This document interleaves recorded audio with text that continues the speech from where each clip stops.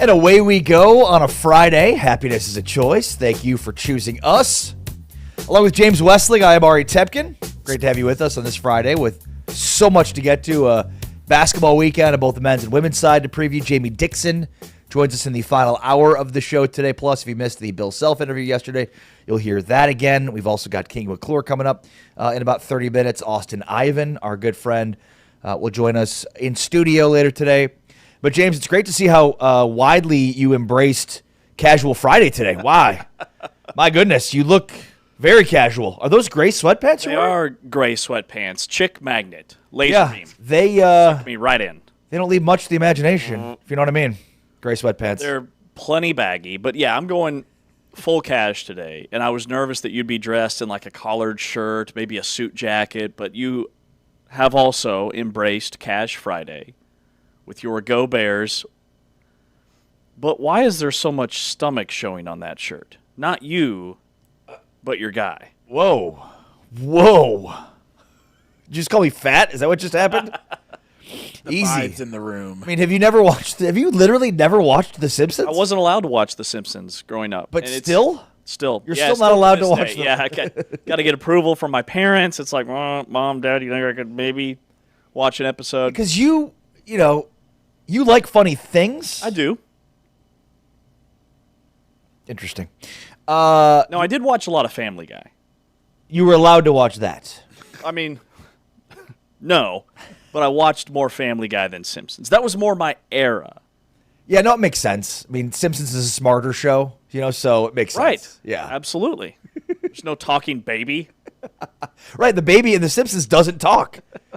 It's a genius role for Maggie versus Stewie, who hits you over the head with the jokes. The difference to me between Family Guy and The Simpsons, which is basically the same show, aside from the fact that Simpsons is far better, is that The Simpsons makes you work for the jokes, whereas Family Guy just beats you over the head with the jokes. Like, do you get it? You better get the joke. Ah! Yeah, that's fair. That's fair. You can't say that's fair. You haven't seen The Simpsons. Well, I feel like our generation, we're on the cusp of being almost too young for The Simpsons. Like, I feel like at our age, there was a very small window to grow up watching The Simpsons. No, yeah, I'm younger than both of you guys, and I definitely watched the Totally Simpsons. debunking that. First claim. of all, it's on their 36th season. Whatever. So it's basically been on for 40 years. Did you hear about DJ Lagway? I don't like where this is headed. James has been cornered. All right. I have. Hey, huge Bears game tomorrow night. That's why I wore my Go Bears Homer Simpsons shirt today. dude, I love it. I love it. Man, I'm reeling. Do you believe in karma? I don't know. What do you mean you don't know? Like, do you believe in karma? When really good things are happening to you and really bad things are happening to you, do you believe that it is a result of karma and the influence that it can have on you in real life effects? I don't think so. Okay. I believe what goes around comes around. Okay. I believe in people karma. who, To a certain degree. Isn't that karma? Yeah, I think that's karma. That's what I'm saying. So but I don't know that the way you just explained it, it was a bit Too much? Bit too much. That's fair. I've just had... It's a bridge too far. Bro, I've had just a string of bad luck. Okay. Like, I have subscribed to bad things happening. So you have some bad Totally karma. out of my control. And so, yeah, this morning I'm Googling, like, karma? Like, what did I do? Okay, so what's the bad luck? Can't get on the right track. Well, this morning I arrived about 10 minutes later than I had planned on because I got in my vehicle, and, of course, I had to air up another tire. I just got new tires on my vehicle less than a week ago. And already, anytime the temperature drops below, 60 degrees, it's losing. It's just an annoying thing. And There's just been one after another. I don't think we shared this on the show. New Year's Eve, my wife and I were in a traffic accident, actually totaled her vehicle. So I had to buy her a new vehicle, had to put $1,200 into my vehicle because I had a tire situation.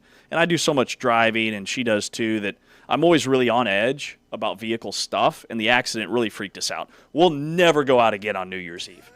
Between the video from that bar and club in Switzerland and us getting in a traffic accident, we ain't leaving the house ever again on New Year's Eve. I can tell you that. So I just wanted to get your thoughts on karma. Okay, yeah. So you're saying what did you do to give yourself bad karma? Right, that's what I'm trying to figure out. Maybe it's making fun of you guys too much, not contributing enough in the group chat. I don't know. Yeah. Much smack on K-State and their struggles right now. Yeah, no, I mean, I would imagine most of the things that All give you those bad things. karma are related to me and the negative things you've done to me. See, that's why I need you to manifest some positive energy in this room. This is a safe space, and I need some good things to happen.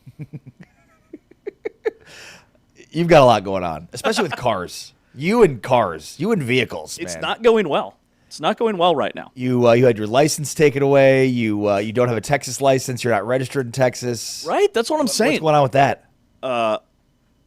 Like, you want an update? I'm good. I've got the official documentation that I now have a legit driver's license. Oh. However, I can't get a hard copy. The state of Kansas won't issue me a hard copy because I've moved. And here in Texas, I don't have all the paperwork from getting my vehicle registered. I have to get the title. Like, there's a lot of steps, but we're trending in the right direction. Cool. Good to know. I'm basically homeless right now. Yeah. You look like it. In the eyes of the law. If I saw you in the street, I'd be like, that's a That homeless guy's guy. wearing gray sweatpants. Gray sweatpants and a sweatshirt. All right, with James Wesley, I'm Ari Tepkin. This is Big 12 Today, presented by Modelo, heard on TuneIn and watched on Big 12 Studios. Great to have you with us today and every day as we had the Verbo Fiesta Bowl last night. It was as good of a game as you'll get, and certainly from the context of some of the stinkers and clunkers that we've seen within the college football playoff in its history, this was as good of a game as it gets. Miami wins, so they get to play in a national championship game at home at Hard Rock Stadium here in a few weeks. The team they'll be playing is either Indiana or Oregon, two teams that will play tonight in the Peach Bowl. But it was an insanely good game. And once again, oddly enough, and maybe not oddly enough, it's a lot of fun to watch the failures of the SEC. The SEC got 5 teams into the college football playoff this year, James. 42% of the entire field was SEC teams. And for the third consecutive year, the SEC is not going to be playing for the national championship. The SEC now finishes 1-8 in bowl games against Power 4 teams and 0-3 in the playoff against other Power 4 teams, and then again doesn't get to the title game for 3 straight years. So as much as Greg Sankey wants to cry and moan about the SEC not having enough teams in, it's wild to think that at some point the results need to matter on the field. The SEC is not nearly as good as it used to be, and you could argue that a big reason why the SEC is not as good as it used to be is because everybody else can pay players now too. Yeah, we're writing articles on Yahoo about the Big 12 being a joke and getting one bid and losing, and then the SEC goes 1-8 against Power 4 conferences. Let's rebuild that narrative. The ACC going 7-2. The Big 12 had the second best record in bowl games against other power conference opponents at 4-3. Now the Big 10 is 5-4, and they'll win and lose one tonight. But the SEC, a clear bottom feeder when it comes to bowl results at 1-8. And sure, some of that has to do with the fact that in the non-college football playoff bowls, a lot of guys are sitting out. But yeah, but take that out. 1-8 and 0-3 in the college football playoff, absolutely. Let's focus on the college football playoff specifically because they got 5 bids. Exactly. Nearly half of the field was the SEC. No longer can we just buy, oh, what a gauntlet the SEC has. You can't even imagine how difficult it is every week to be playing these teams. When the last team standing had its head coach leave before the playoff even started and had a bunch of coaches going back and forth, that was the best of the SEC? Yeah. Big bad Georgia, big bag Alabama that scored 3 points, lost by 35 in the Rose Bowl. See, and I'm glad you brought up those two schools specifically, Georgia and Alabama, because they had their run almost a half decade of dominance in college football. Multiple championships. They owned the sport. But those days are over. Those days are over when you look at the last 3 years. And how much has college football changed in the last 4 off seasons ago to where we are now? But it's burnt into our brains that there's still these powerhouse dynasties because that's just the result of sports. Like you think the NBA, you think Golden State Warriors, you think about their run. Somebody says Kansas City Chiefs, you think Patrick Mahomes, all the Super Bowls. Somebody brings up the New England Patriots, you think Tom Brady. Like it gets wired into our sports DNA that these are powerhouse. Doesn't matter who's on the roster, who's on the field. they're national championship contenders and they belong. And the last 3 years have proven that they do not. But last night's game, man, it was epic. It was tense all throughout the full 4 quarters. It was emotional. It checked all the boxes. Yeah, and I think given what Greg Sankey has said publicly about his conference in terms of the playoff, we should have more teams in. I mean, it's a joke. Bro, you're 1-8 against power opponents. You're 0-3 in the playoff in games that matter. In the last 3 years now, you know, at the advent of the transfer portal at NIL, they do not have a national championship appearance. Haven't even made it to the national championship. They had one team in the 4-team playoff in 2024. They had 2 teams in the first 12-team playoff last year. Tennessee lost in the first round, and Georgia lost in the quarterfinals. And this year they have 5 teams. 1 gets to the semifinals, and 0 get to the national championship. And as much as Ole Miss feels like an underdog story, Miami's the bigger underdog story to me because they come from a league that doesn't have that pedigree. So I'm here for it. I'm all in on this Miami team that was the last team in the field and a lot argued shouldn't even be in the field. And so Mario Cristobal clapping back at Scott Van Pelt and everybody else publicly with all the bright lights on him and all the cameras. I love that, like, us against the world mentality. Miami reminds me in a lot of ways of Texas Tech. And I know it didn't pan out for Texas Tech against Oregon, but they're going to be right back in the conversation next year. And so this run this season, I think, has been really special and something personally I can really get behind. And just personally, I'm sick and tired of seeing the same SEC teams lose the playoff every year. It's time for new blood, and I think, you know, this opens up the door for potentially more Big 12 teams, which absolutely is justifiable. Texas Tech's loss this year shouldn't mean that BYU should have been kept out too. Who knows what would have happened had they played? We can't let individual results of, you know, a college football playoff or a Big 12 championship skew how we view an entire composition of a season. But I digress. Speaking of BYU, LJ Martin announced yesterday that he's going to be returning to school. So we'll a little bit later on in the show take a look at how much of a favorite BYU should be in the Big 12 next year with Bachmeier and LJ Martin back. We know they have a new defensive coordinator now, but a lot of players on defense are back, so we'll take a look at that. Also, you just mentioned this earlier, but James, DJ Lagway officially is committed to Baylor. Lagway in 2024 was a 5-star and the top overall quarterback in the 2024 class. He was one of the top players in the 2024 class. He's 6'3", 250 pounds, comes from Willis High School in the Houston area where he was just an all-timer there.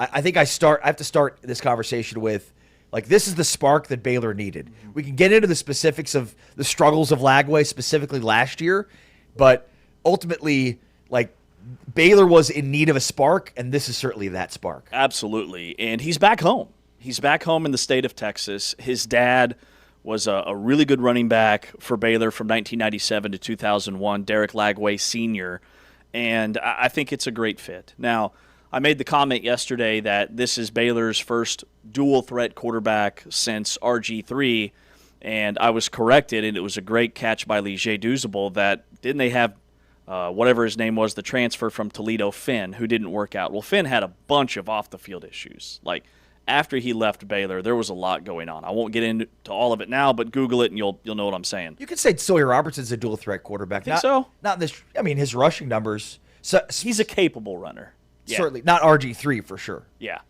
But I love the DJ Lagway piece because of the familiarity. I think he's going to be very comfortable there, and he never looked comfortable to me at Florida. His best stretch were his last 5 games as a true freshman when Florida was fighting for their lives to make a bowl game. And I was just in Gainesville. I had a Florida basketball game, and talking to some of their boosters, donors, whatever you want to call them, people that have much better seats than you and I would ever have at a Florida basketball game. I asked them about football because I know John Sumrall from doing some Tulane games, and they said it was all Billy Napier.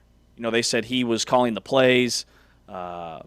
He wanted to be the guy in full, total control. And in college football, there's a lot of evidence that just doesn't work anymore. You have to be able to delegate. And so I think DJ Lagway, what happened at Florida last season wasn't on him as much as it was on the situation. So I'm really excited to see him in this league because I think he's going to be a dude. And when you read about Lagway, I mean, he had a really good finish to his true freshman season, as you mentioned, beating Texas. And then in 2025, this year, He had a lot of injuries. He had a shoulder, a sports hernia, a calf strain, and he regressed. I mean, he threw 16 touchdowns and 14 picks. But he has rare athletic traits for a quarterback: size, strength, running ability, arm talent. Also, when you hear coaches or his teammates talk about him, I mean, he's got the work ethic. He obsesses over film. So, I mean, he's got all of the things you want, great leadership qualities. Decision-making was off last year, obviously, in terms of the interceptions.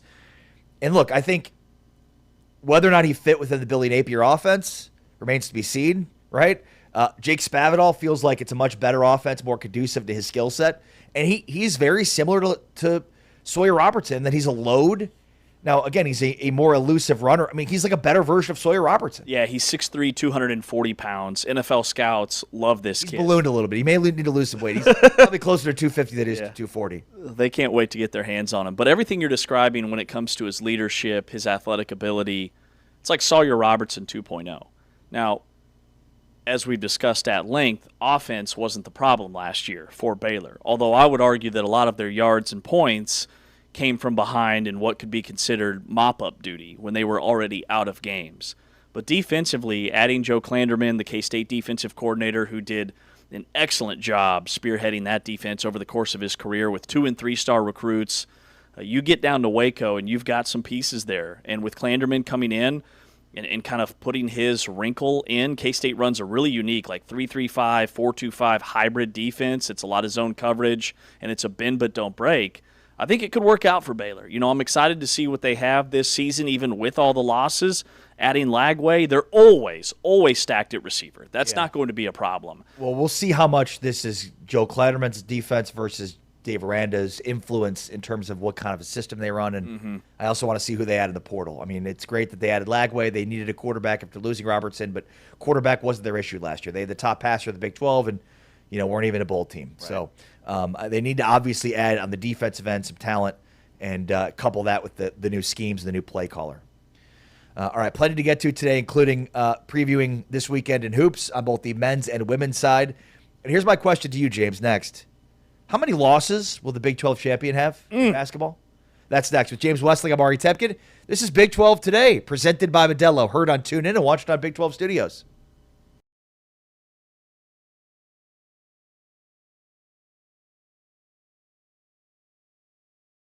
To the ball to be Torrance and Thomas.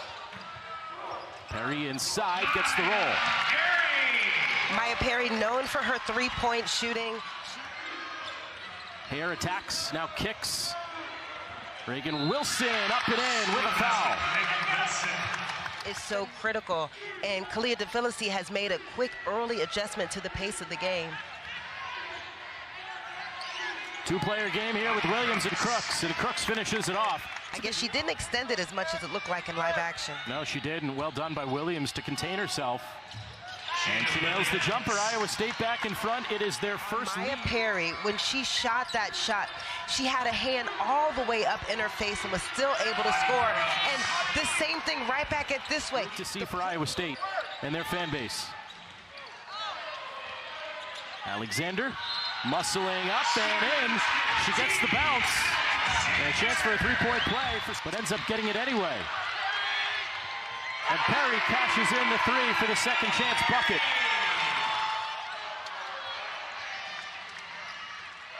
And off Perry, knifing her way inside, gets that shot up and rattles it in. Originally from Ohio, happy to return and play in her home state. Into Crooks. On the reverse and one. She had to work a long time to get that basketball. A Bird at one end with a block, and then DeVillisi couldn't get it across midcourt without some hassle from Iowa State. Crooks over to Perry, and that'll do it. Iowa State doesn't foul. Cincinnati has done it. A long time coming for this Cincinnati team.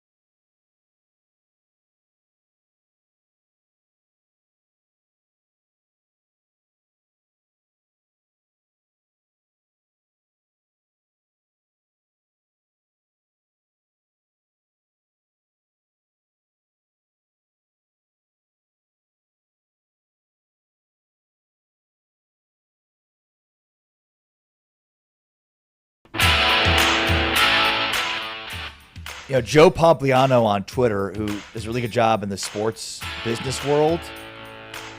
I did not realize the ACC's deal does not have its members split CFP payouts. Yeah.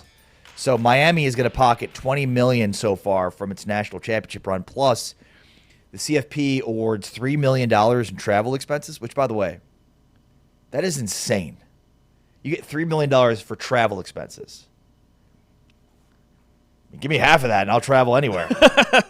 But hotels, equipment trucks, that's flights. another set of money they get to cash. They get to pocket because they're at home. Because they're at home. I can't imagine long term for the ACC that setup is going to do the rest of the conference well. Like we talked about this a lot, but it's not an if, but when in terms of the implosion of the ACC. Mm-hmm. The ACC has a clock, and that clock will expire at some point between now and 2030. Mm-hmm. And I think that note, if you will, that if you make the college football playoff, you get to keep all the money. That was put in place to keep two schools happy, Clemson and Florida State. And neither of them have sniffed the playoff, at least this past season. I know Clemson made it last year, but they had an early exit. Lost to Texas in the first round. So for Miami, I mean, they're doing what Notre Dame did last year, pocketing all that money. Essentially, Miami doesn't have a conference affiliation in the college football playoff. So it works out really well for them, but it has to disgruntle everybody else in the ACC. North Carolina has already been very public and tried to leave the ACC this past offseason. I would only think that they would be even more aggressive this upcoming offseason. Well, and not even just disgruntled, but it's a dollars and cents thing. With the ACC and the Big 12 sort of being on equal footing in terms of revenue and TV distribution, the Big 12 has an advantage then for its member institutions where they get to share in college football playoff money. And so, I mean, what this ends up being is more money is going to be distributed amongst Big 12 members than ACC members. And over time, that creates a level of disdain because of how much separation Big 12 teams can have from the ACC. Yeah. Ultimately, what this means is the ACC is going to implode, and this is just one of the factors as part of that. Yeah, it's just a matter of time. Yeah. It's only a matter of time. With the exit fees dropping significantly year over year starting next year, I don't see there's any way that they keep it together. And I don't know if that's a good or a bad thing for college football as a whole or college sports. I think it's really good for the Big 12 because the Big 12 has to be a very attractive landing destination for anybody in that conference, not just geographically with UCF down in Florida, West Virginia, some of the other big Cincinnati, and the fact that the league is so widespread across the country, but also at the same time not as geographically unfriendly as like the Big Ten, where you've got this pocket of schools that are as far west as the eye can see against Rutgers and Maryland and Penn State and schools way up there in the northeast corner. So I think the Big 12's in a really good spot when this whole thing goes down. All right, let's talk about the Big 12 basketball weekend. But let's start here. Big picture. How many losses do you think the Big 12 champion will inevitably have? Mm-hmm. Great question, because you look at Iowa State off to their best start in program history, 15-0. Arizona, 15-0, blowing the doors off everybody they play. I think it's easy to look at those two teams and think, well, somebody's going to run the table. But the bottom line is that simply does not happen. It's actually never happened where a team goes completely undefeated in the Big 12. Even Kansas during their stretch of championship after championship suffered at least one loss. Now, Houston was 19-1 last year. That will never happen in the immediate future because the league is only playing 18 regular season games. So it would be impossible for somebody to go 19-1. But yeah, it's a ridiculous number. So the Big 12 champion had one loss last year and 3 losses in 2023-2024. Mm-hmm. Now, it's a different league, obviously, because that year Texas and OU were still in the league. Obviously, Arizona had not joined. So what do you think? Is one loss where the conference champ is going to be this year? I think 1 or 2, no more than 2. Because there's more teams there. Last year, Texas Tech was second in the league with 5 league losses. Right. And I think it's going to look like that again because the league is so, dare I say, top-heavy with those top 4 teams. Arizona, Iowa State, BYU, and Houston right now at this point in time look like a league of their own. And I think, as Evan Miyakawa told us yesterday, the gap between Arizona, Iowa State, and then BYU, Houston, he feels is larger than maybe even the polls indicate. I'm not ready to buy that because I really like this Houston team and the way they defend. I think Kingston Flemings and Sinak give them explosive scoring and offense that they haven't had collectively, paired with veteran guys like Uzan, JoJo Tugler, Emmanuel Sharp on the perimeter. They're more dynamic to me than they were a season ago. So with that said, that grouping at the top is so dominant, I only see them losing to one another. And maybe somebody loses on the road to like a Kansas or a TCU or a Texas Tech, who I still believe is a really good basketball team. So I'm going 2 or fewer. Maybe 1, maybe 2, and I only say that because I haven't pulled the entire schedule and seen who Arizona's going to play twice, who Iowa State's going to play twice, because you don't play everybody in this league 2 times. You play everybody once, but not necessarily everybody twice.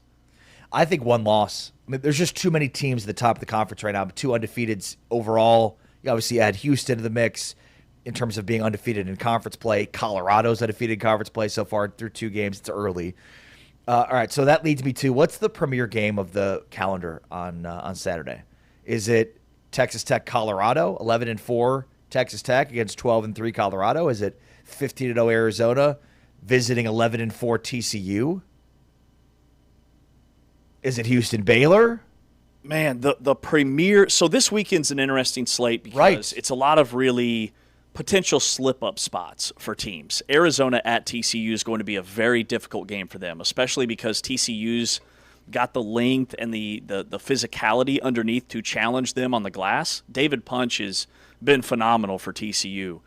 They're so strong defensively that if they can get some threes to fall, I think they can compete in that game. Oklahoma State is intriguing to me at Iowa State because it's polar opposite styles. You've got run and gun, a top 5 team in Oklahoma State in adjusted tempo, so they play really fast. Texas Tech at Colorado is a major trap game, I would say, because Boulder's always tough, and Colorado's much better than they were a season ago. The marquee game to me is probably Houston at Baylor. I think I would lean Houston-Baylor because Baylor's 0-2. Baylor cannot fall to 0-3, and you have a top 10, top 7 Houston team coming into your house. Houston is looking for an opportunity to make a statement on the road. And even Kansas, West Virginia. You know, Ross Hodge has done a fantastic job. They're very connected offensively.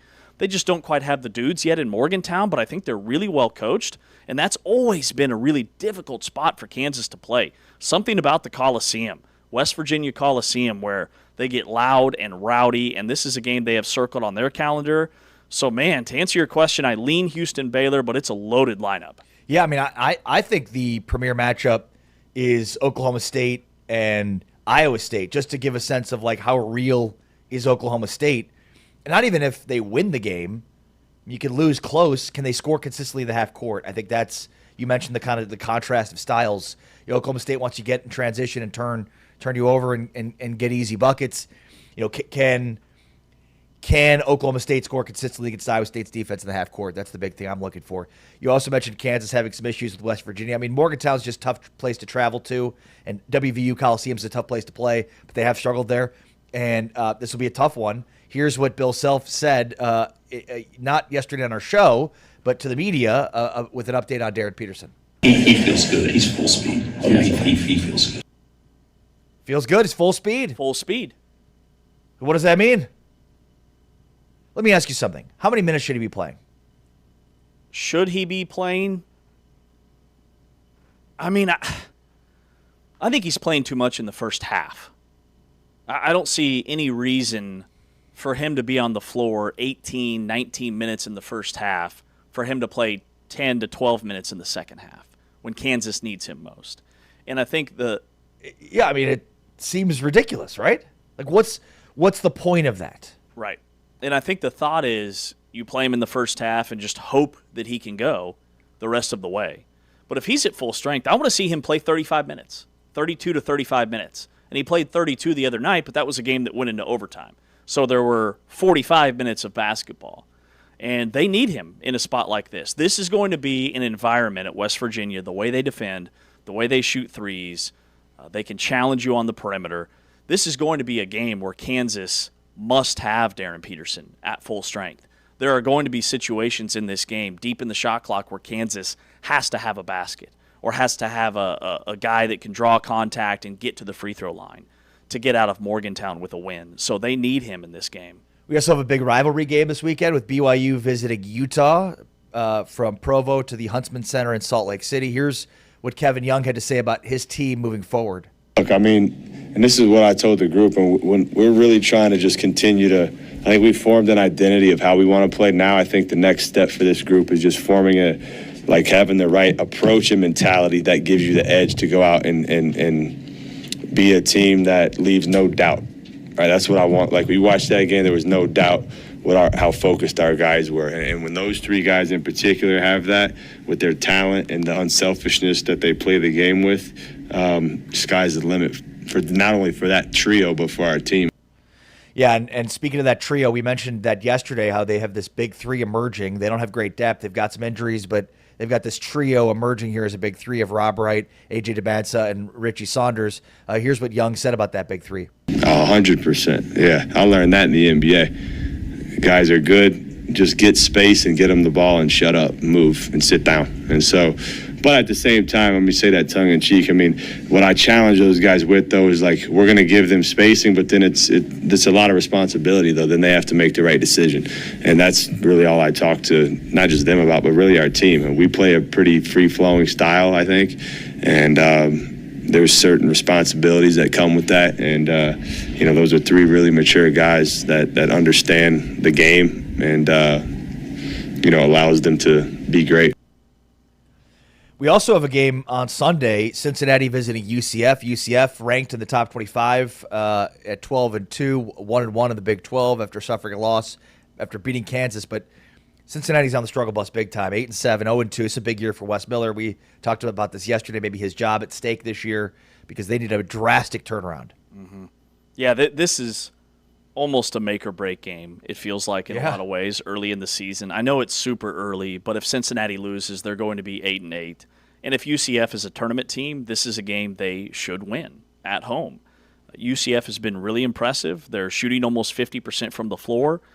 They're not a great three-point shooting team, but they're really long and athletic, and they have a catalyst at point guard that kind of gets them going offensively, and then they pound the glass. They're number 3 in the conference in rebounding margin.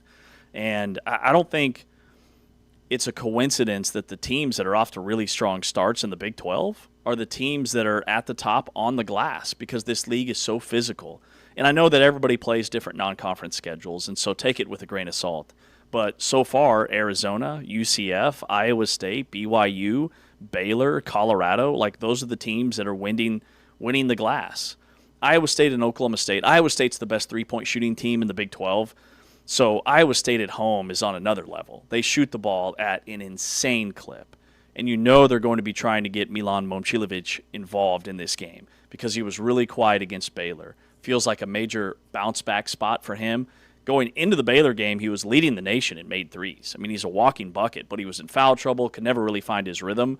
And Oklahoma State's going to just try and run you to death and lean on their depth. That's a great note that you brought up. I'm really excited about that one. All right, with James Wesley, I'm Ari Tepkin. Let's get to King McClure and talk more Big 12 hoops with King. That's next. Along with James, I'm Ari. This is Big 12 Today, presented by Modelo, heard on TuneIn and watched on Big 12 Studios.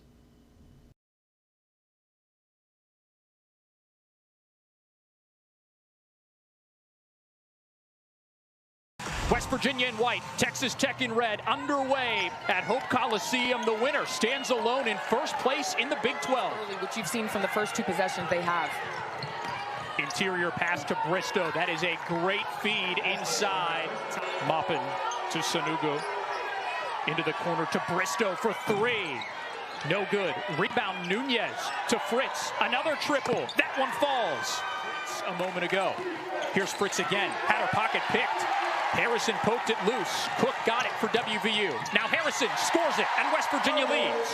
Rebound Texas Tech. Back to Nunez. Second chance. Missed it again. Rebound Maupin. 2 offensive rebounds on this possession. A third three is good from Bailey Maupin. And it's spun out. Rebound Bristow. Chance to tie or take the lead for Tech. Maupin for three. Hits it. Texas Tech leads. Harrison and Shaw, the only Mountaineers with multiple three-pointers made in the game. Harrison inside, has an open path to the basket and puts it in. Mountaineers have the ball. If they lose this game, they will rue a disappointing fourth quarter, but there's still time to rescue it. Maybe not. Bailey Maupin just stripped Gia Cook. West Virginia needs a bucket here and turned it over again. Texas Tech has the arrow with 10 seconds left. West Virginia has dominated this series. Gia Cook for three. She hits it. Might be too little, too late. It's a three-point game.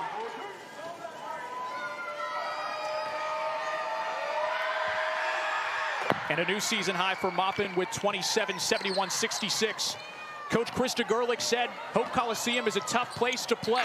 That musket scares her every single time. But guess what? She won't hear it tonight because Texas Tech has come away with a victory over West Virginia. 71-66 the final.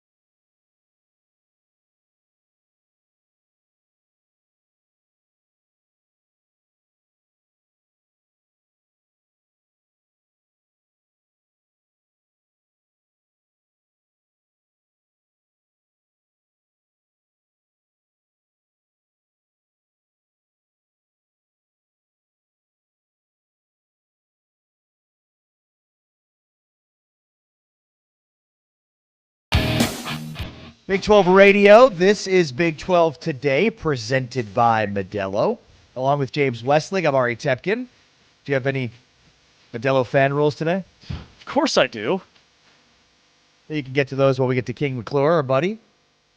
You called the game between Baylor and Iowa State with him in Waco on Wednesday. What's up, King? How are you?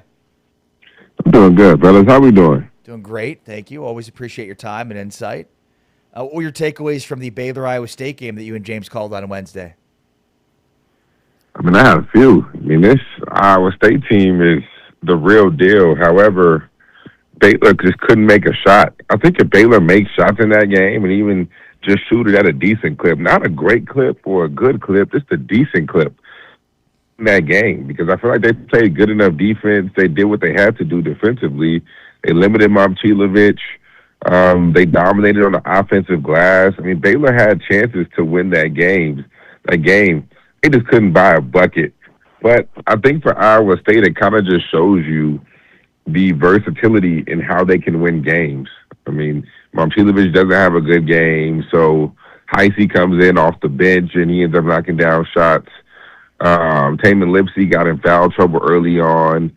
In that second half, he was just terrific, and he took it to another level. Joshua Jefferson was consistent the whole game.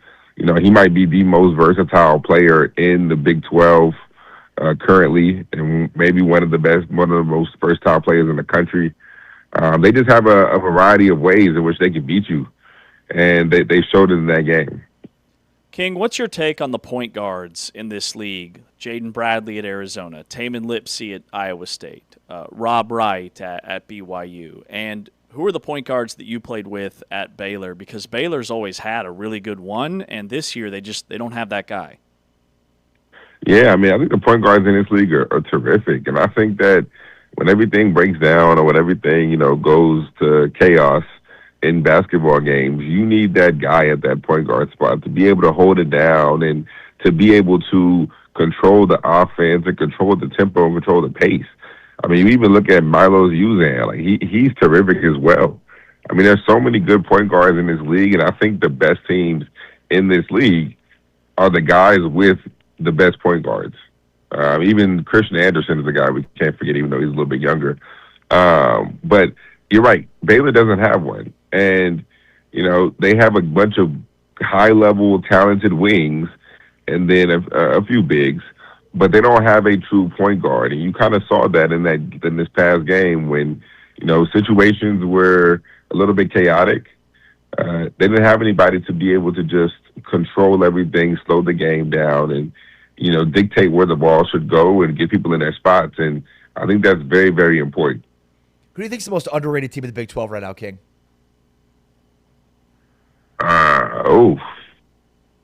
Let's go with UCF, man. I like what I'm seeing from them. I think Riley Kugler.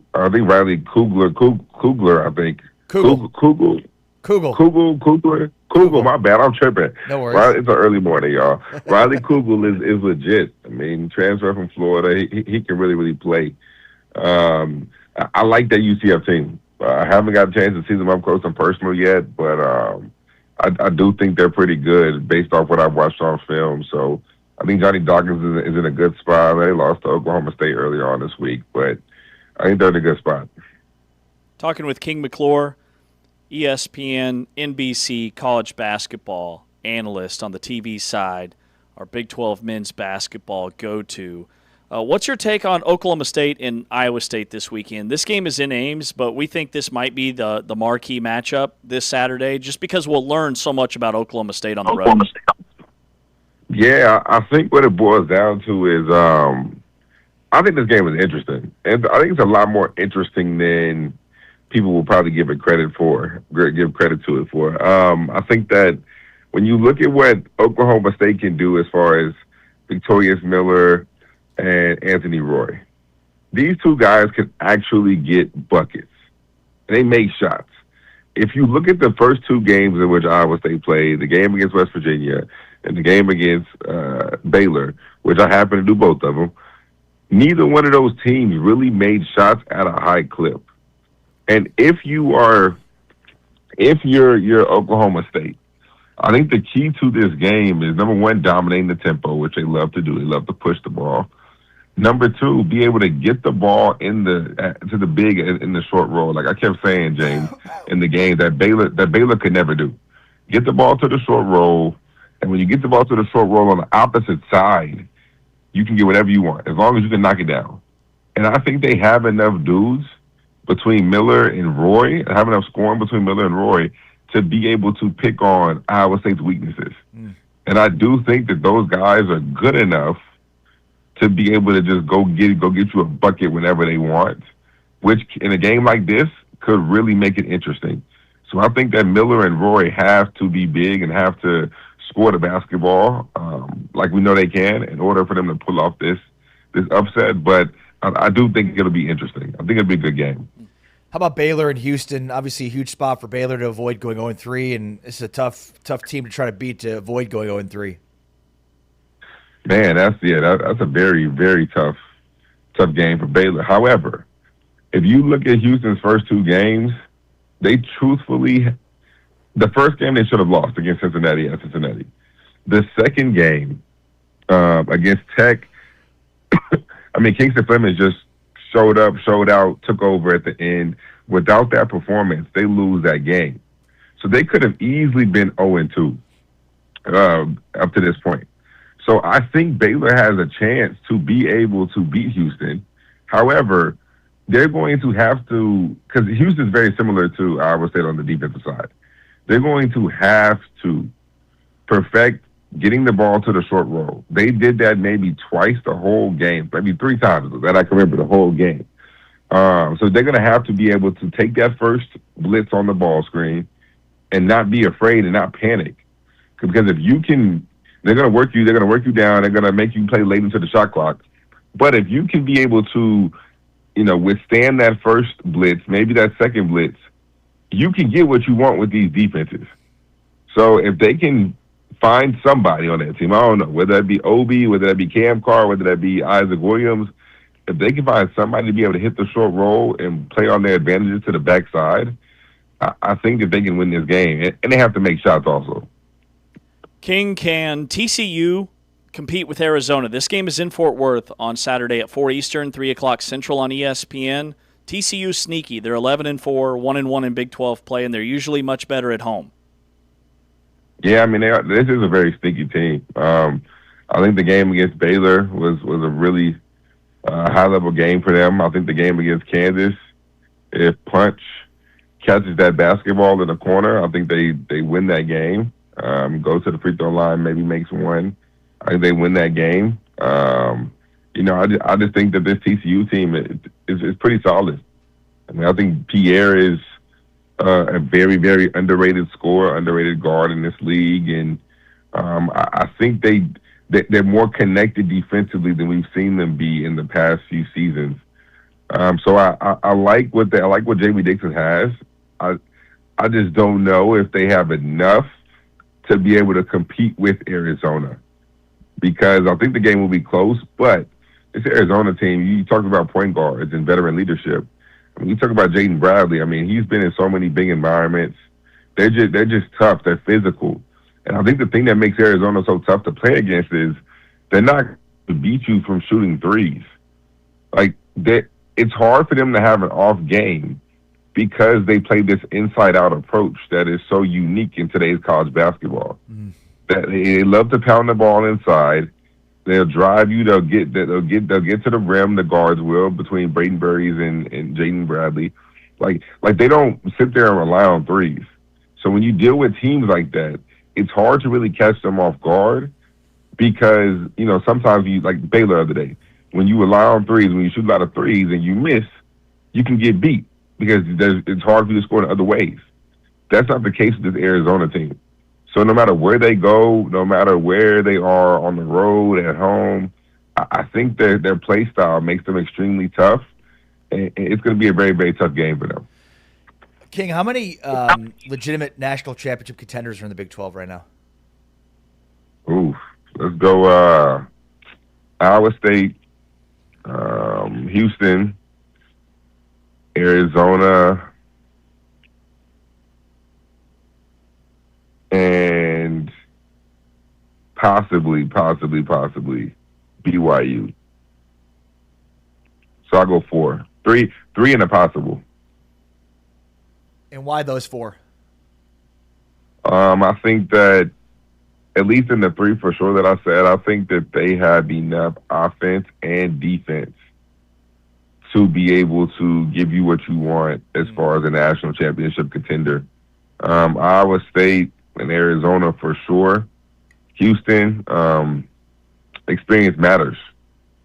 You're dealing with guys in Uzan and Tugler and Sharp who have been there, who have been to the national championship game, so they know what it takes. They know how hard you have to play. And then you got a guy like Kingston Fimmons and Sinak, who you add to that roster, who are two legit NBA guys. So now I think this team has a chance to be able to go even further or to be able to win it because of two NBA guys mixed with veteran leadership. Their bench just needs to give them a little something, and they've been a little bit better lately.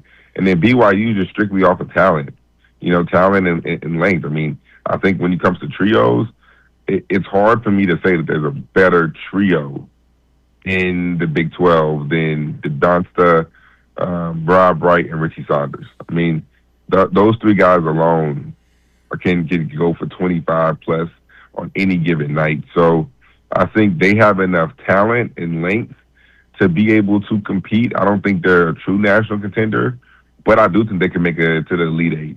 And, if they get hot enough and get better on the defensive side, they could potentially go to a Final Four. But I think those four would be the four that I would say. King, you played at Baylor when K-State coach Jerome Tang was Scott Drew's top assistant. Why do you think that K-State has struggled the last 3 seasons? Oh, man, just put me on the spot, huh? Once again. That's what I do, King, because I know you handle it like a pro, and you'll tell me the truth.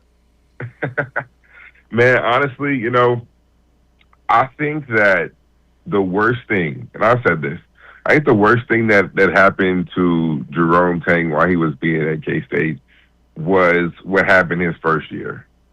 I think that when you do something like go to the Elite Eight on your first season, the bar is set. The expectations are there. Everybody expects you to be a tournament team, or everybody expects you to win a few games in the tournament every single season, because that's the standard that was set. You're based off your first year being there, which I think is extremely unfair to him because, he just happened to get lucky. I mean, his team was good, but he happened to get lucky right there. So typically when a coach comes in, that first year is almost like a rebuild year. The second year, like, you should be a little bit better. And then you can just slowly take jumps every single year. I don't think he's had that luxury to be able to take jumps, because every single year after that first year, because they exceeded expectations on a different level, they've gone down and they haven't made the tournament. So I will say, like, there's a few players that they've gotten that has not hit. When you look at last year, when you look at Coleman, not Christian Coleman. What's my man's name? Was it West Coleman? Oh, Coleman Hawkins. There we go. Coleman Hawkins. Yeah. Coleman Hawkins. He wasn't as good as advertised. They kind of missed on Coleman Hawkins. I think the team with Tyler Perry, the team with Arthur Kaluma was decent, but I don't know if Tyler Perry was as good as they probably expected him to be, even though he had his moments. So I think that, like, this year, when you deal, we have PJ Haggerty, you have Nate Johnson. I mean, some of the guys they got this year, you would expect them to be a little bit better. But I think the worst thing that could have happened for him, I mean, PJ Haggerty's been great, but some of the other guys. But I think the worst thing that happened to Jerome Tang was that first year, the expectations were set extremely high. So he didn't get the opportunity or the luxury to be able to build, because every K-State fan is just automatically assuming that it's going to be that or at least a few wins in a tournament every single season, Well said. King McClure does a great job calling basketball games, especially the one on Wednesday with their buddy James. King, always appreciate your time, man. Thank you so much. Yes, sir. Appreciate y'all. See you, King. King McClure joining us here on Big 12 Radio, along with James Wesley. I'm Ari Tepkin. This is Big 12 Today on Big 12 Radio, presented by Modelo. Still need to get into the Big 12 women's basketball side of things, plus reaction to the Fiesta Bowl, looking ahead to the Peach Bowl. And once again, Greg Sankey lobbied for 7 SEC teams, got 5, 0 make it to the national championship. Third straight year the SEC is shut out of the national title. It's time to break down this narrative the SEC is some gauntlet bigger and better than any other conference in America. The Big Ten is clearly the best, and who's second, that's up for debate. That's James. I'm Ari. This is Big 12 Today, presented by Modelo. Heard on TuneIn, watched on Big 12 Studios. Salter.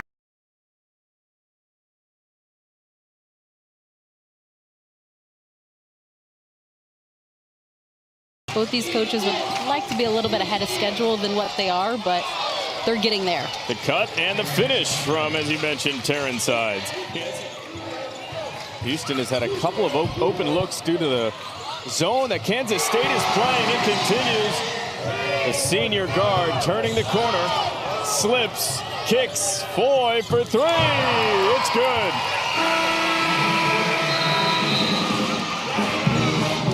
They're doing it either in transition when the Wildcats aren't set up, or they're reversing the ball first before they attack. Tough bucket there from Garcia. A hustle player, and she just continues to pad the stat sheet. How fun to watch. The Sens will shoot after getting fouled by Hunter. Tess Hill with the bucket. She's coming alive. Kendra was down with the Houston huddle as they turn it over. And Coach Mitchell said, look, we're just being too casual with the basketball. He said it's our turnovers. We need to focus on driving them down the road. And then they turned around and played a top 10 team in the country in Iowa State. Coach Mitchell was proud of his crew for its response. He said this game is team. And quality possessions. Tess Hill starting to come alive on the drive. She's got two more. The 4-point lead has just vanished for Houston. They trail by two. Gina Garcia throws it over to Hill, who sinks another. She's got the team's last 8. Coach Mitchell praised Merchant for how far she's come from the first workout to now. Hill trying to take over. And she is. She cannot be stopped right now. You'd assume Houston won't foul. Garcia, Harad, and this will be your final. 71-62. It's a comeback effort for Kansas State. They trailed by as many as 14 in the second quarter.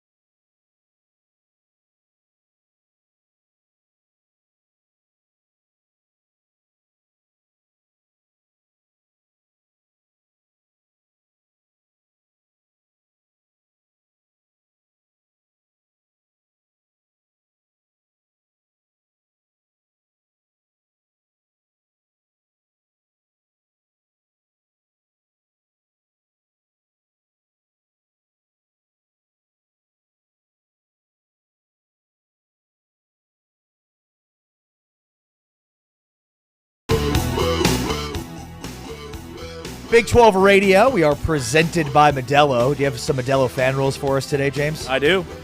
I put you on the spot last segment. So Gave you like 30 minutes to come up with something. Modelo fan rule number 53. Halftime adjustments apply to snacks, too. Huh. Okay. Number one game day snack. Got it. So what's the adjustment on the snack? Like if the snacks aren't working in the first half, you gotta switch it up. Flip it up. Get them out. Yep. Mix it up. You believer in that? Mix it up. I mean, I like a variety of snacks, so I'm always adjusting at halftime. Or you're just eating a Pop-Tart? Yeah, one of these Magic Spoon Pop-Tarts. First time I've tried it. Not bad. Magic Spoon Pop-Tarts. Yeah. Got it. Big Magic Spoon guy. It's a big health guy.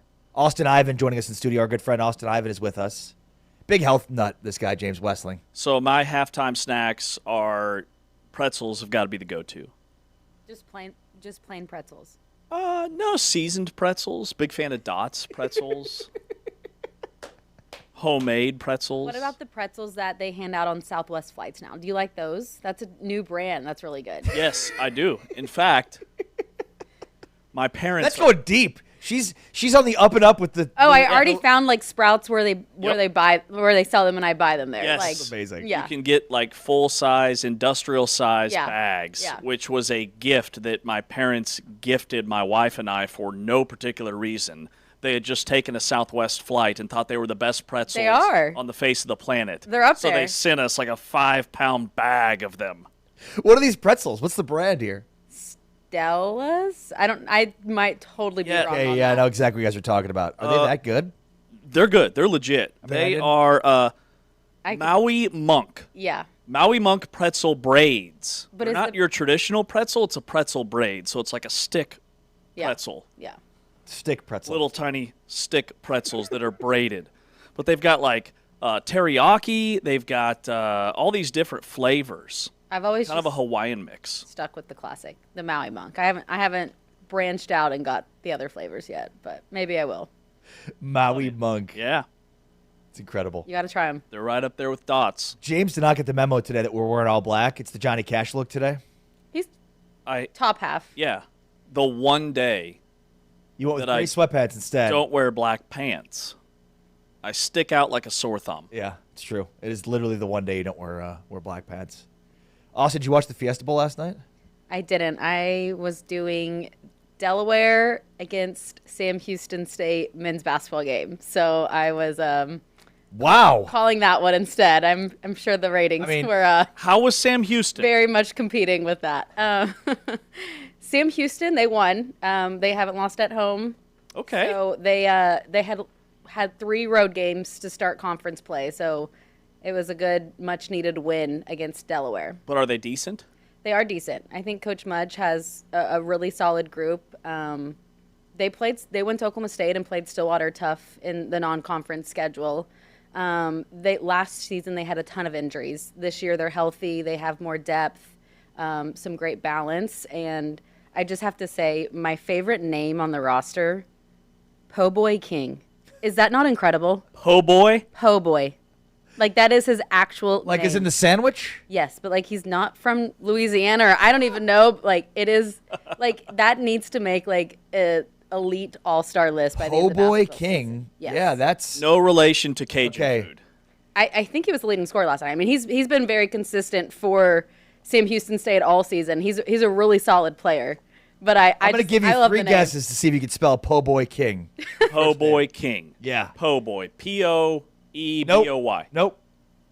P-O-B-O-I. No. P-O-H? No. P-O-I? No.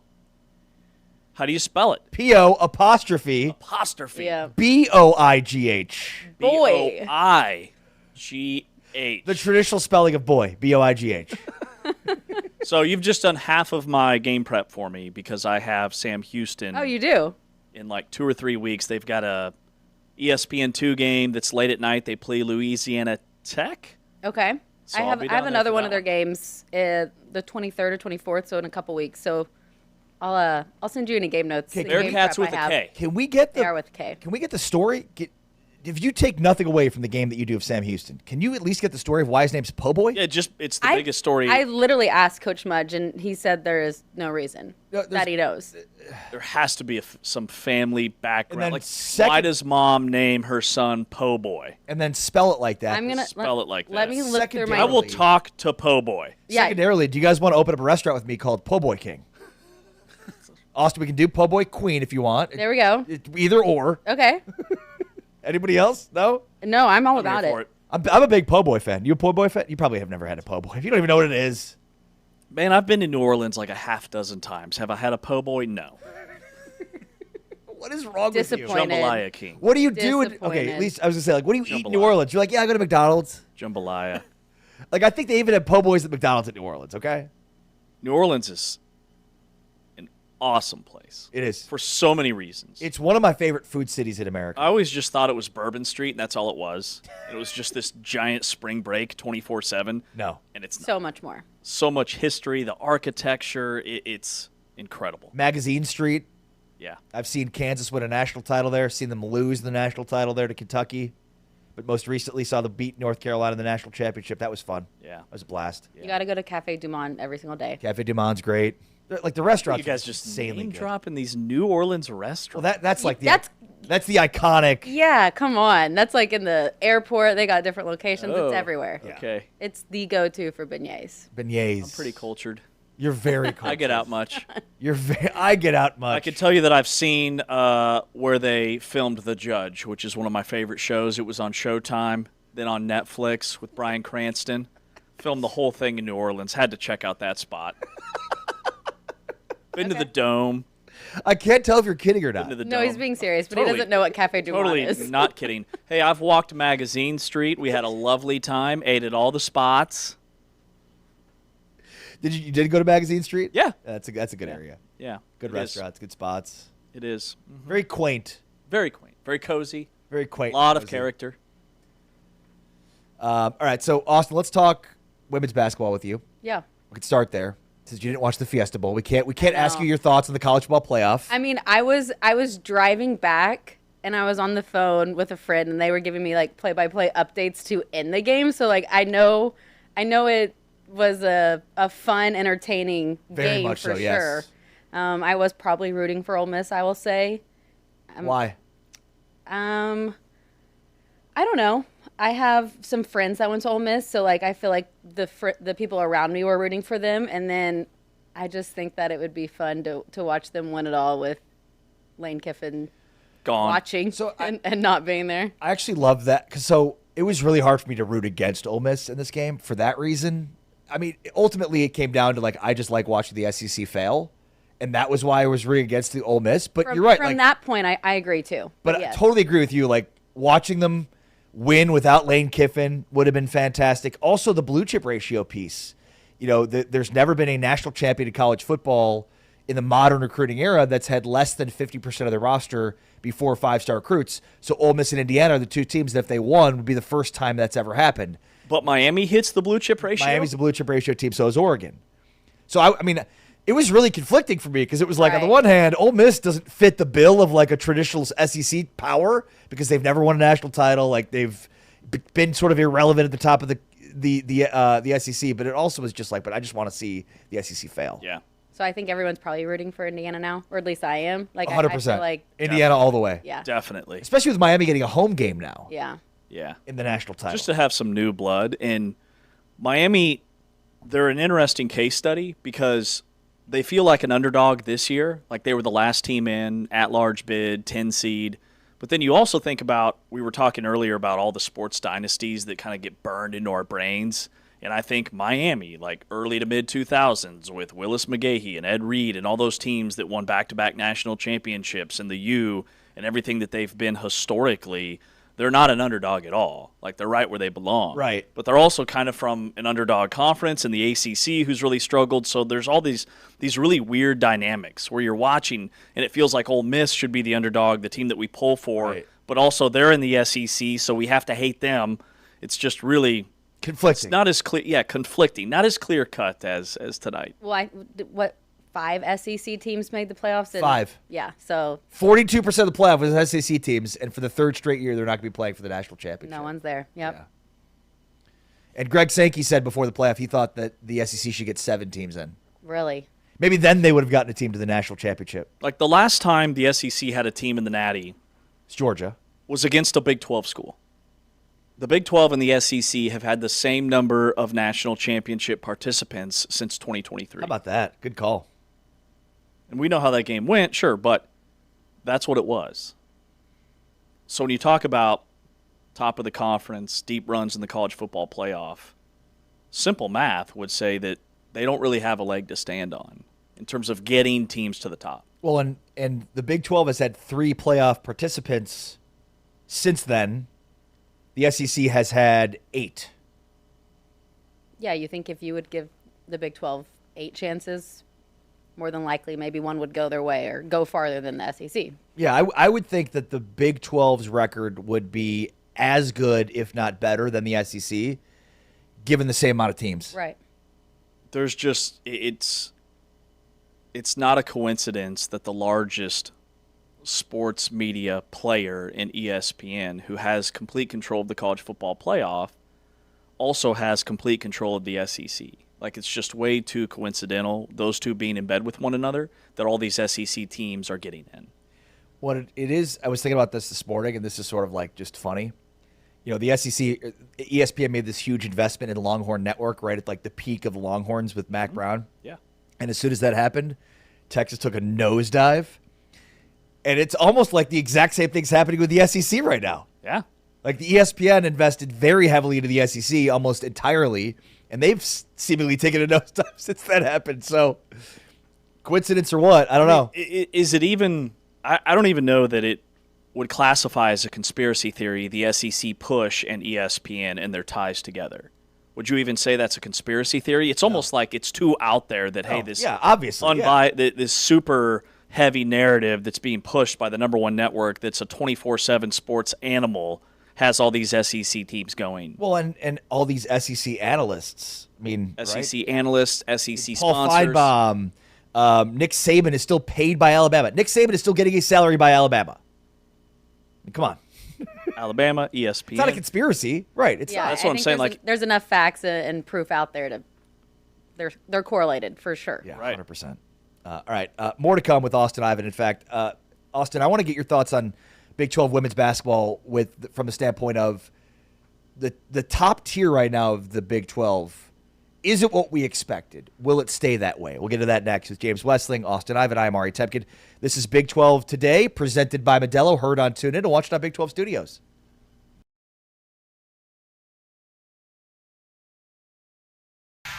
Good group of fans in attendance here tonight for the Utes on the road. And she had been injured earlier this year and was coming off the bench the last 2 games and starting tonight, Brooke Walker being back in her home state. Still scoreless here, 90 seconds in. Nice backdoor cut. White on the layup off the assist from Reese Ross. Important for Kansas to get defensive rebounds to not allow second chances for Utah. Nichols spots for 3 from the wing. Because of her strength and her quickness, and that time just changed gears to blow by the defense. On the drive is Walker with the finish. As we wrap up, we'll have a media timeout here soon, but what do you think Scott would want us to remember? Nadir El Tayeb back in the Jayhawks mix. L.A. Snead back off the Utah bench in place of Wilkie. Here's Evans, an open 3. In front of the Jayhawk bench, L. Evans, who knocks down a... Spreading the court, bringing the defense out away from the basket, and then pounding inside. Got it inside to Evans, had to post up on El Tayeb for the bucket. Nichols off the high screen. Olivia Fandel back in the Kansas lineup. She's on the dribble here, takes it to the rim, pass right up and good. Wow. And another one up and down, this time from Foster. Grace Foster knocks down. You have 3 opponents who you play twice, and for Utah, of course, it's BYU. Step back for Wilkie from 3. Got it to Davis, back screen now for Fandel. Fandel on the drive. Got her own rebound back, kicks it out. Evans for 3 and hits. Wow. Fandel to inbound. Trying to get a screen for Evans. Get it into Meister, and that shot's well off the mark from 3. And Utah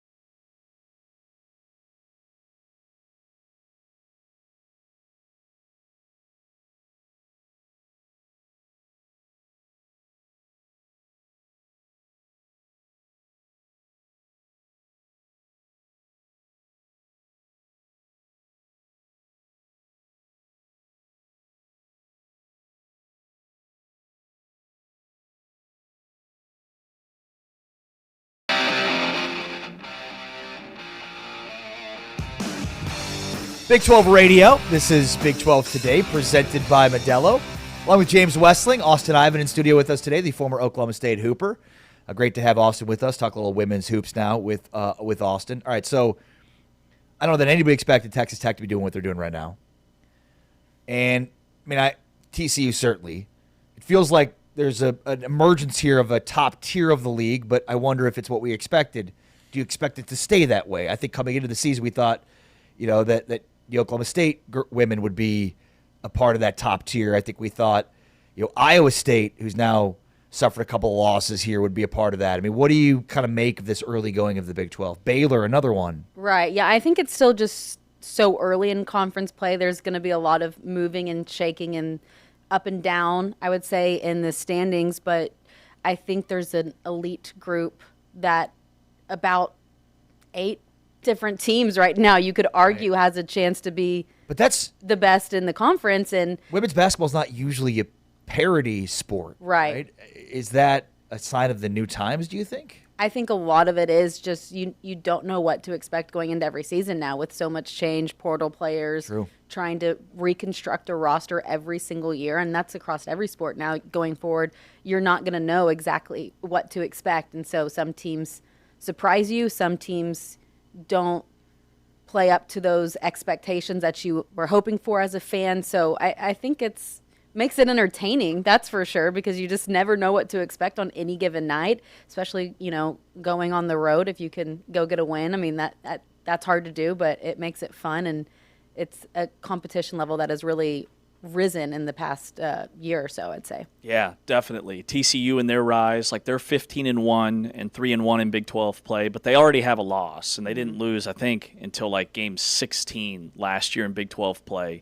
So there's only one undefeated, and it's that Texas Tech team you were just talking about. But also Arizona State is 16-1. Right. Those are 2 teams that finished at the bottom of the Big 12 last year. Exactly. Yeah. So which one's been more surprising, the start that Molly Miller's had in her first year or just what Texas Tech has done? I would probably say Arizona State, just with a new coach and what they've done, because you didn't know what to expect. I think Texas Tech had some great pieces from last year that were still coming back, and so they were just building upon that. So I would probably go with Arizona State if I had to pick one that's a little bit more surprising, but I think Coach Molly Miller is a great coach. We talked about this last time. I think she would be a really fun coach to play for, so I like what she's doing there. Now, why do you say she'd be fun to play for? Because you played at Oklahoma State, so what are the characteristics that you think, hey, that'd be really cool to be a part of?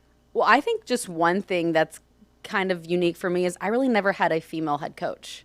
I had all male coaches my entire life, from AAU to high school to college.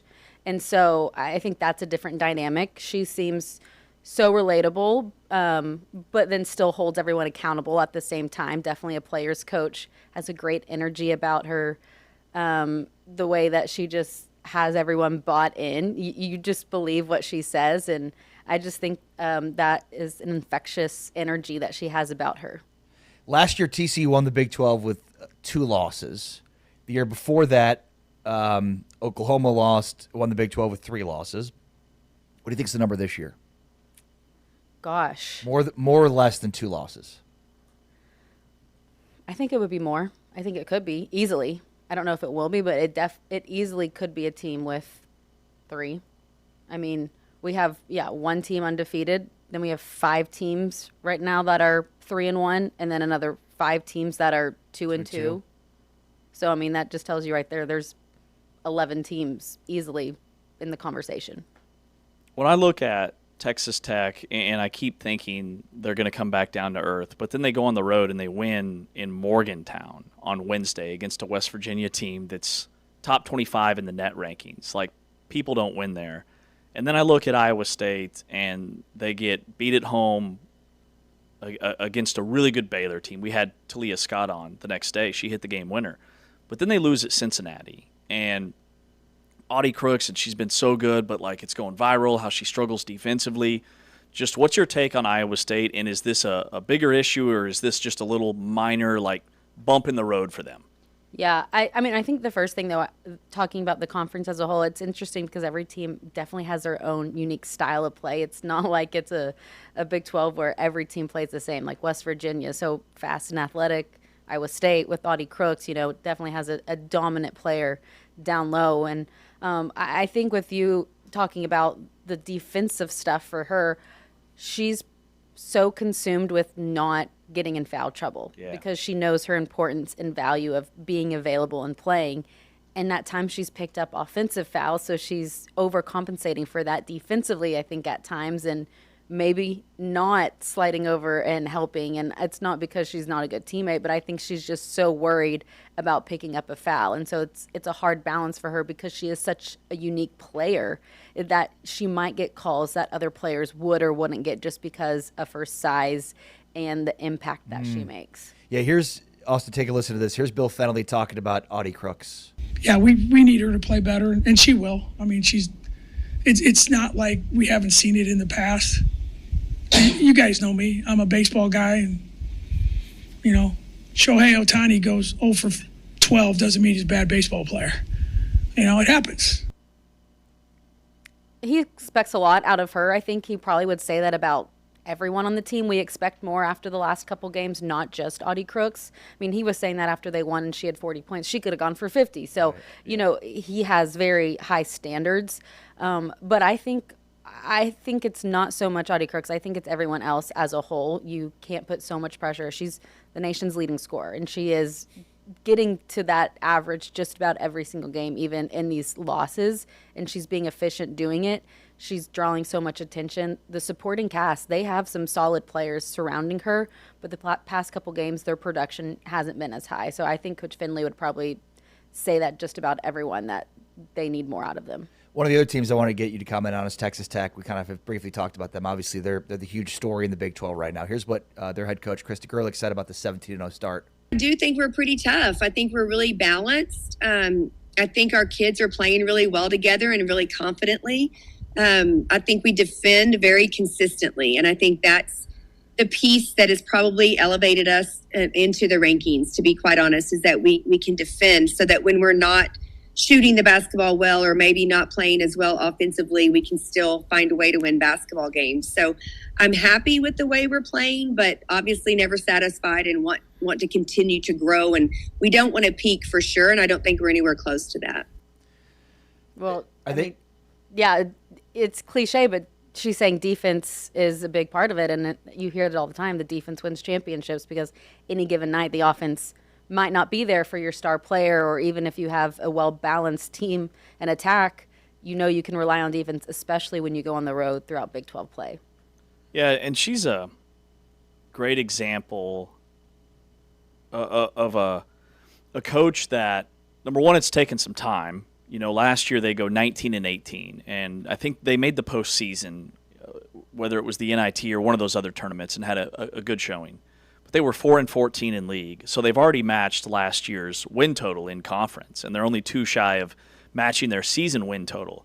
But this is year 6 for her, and it's a great example of the fact that there are so many really elite coaches scattered all across the nation that once they have the resources, can shine.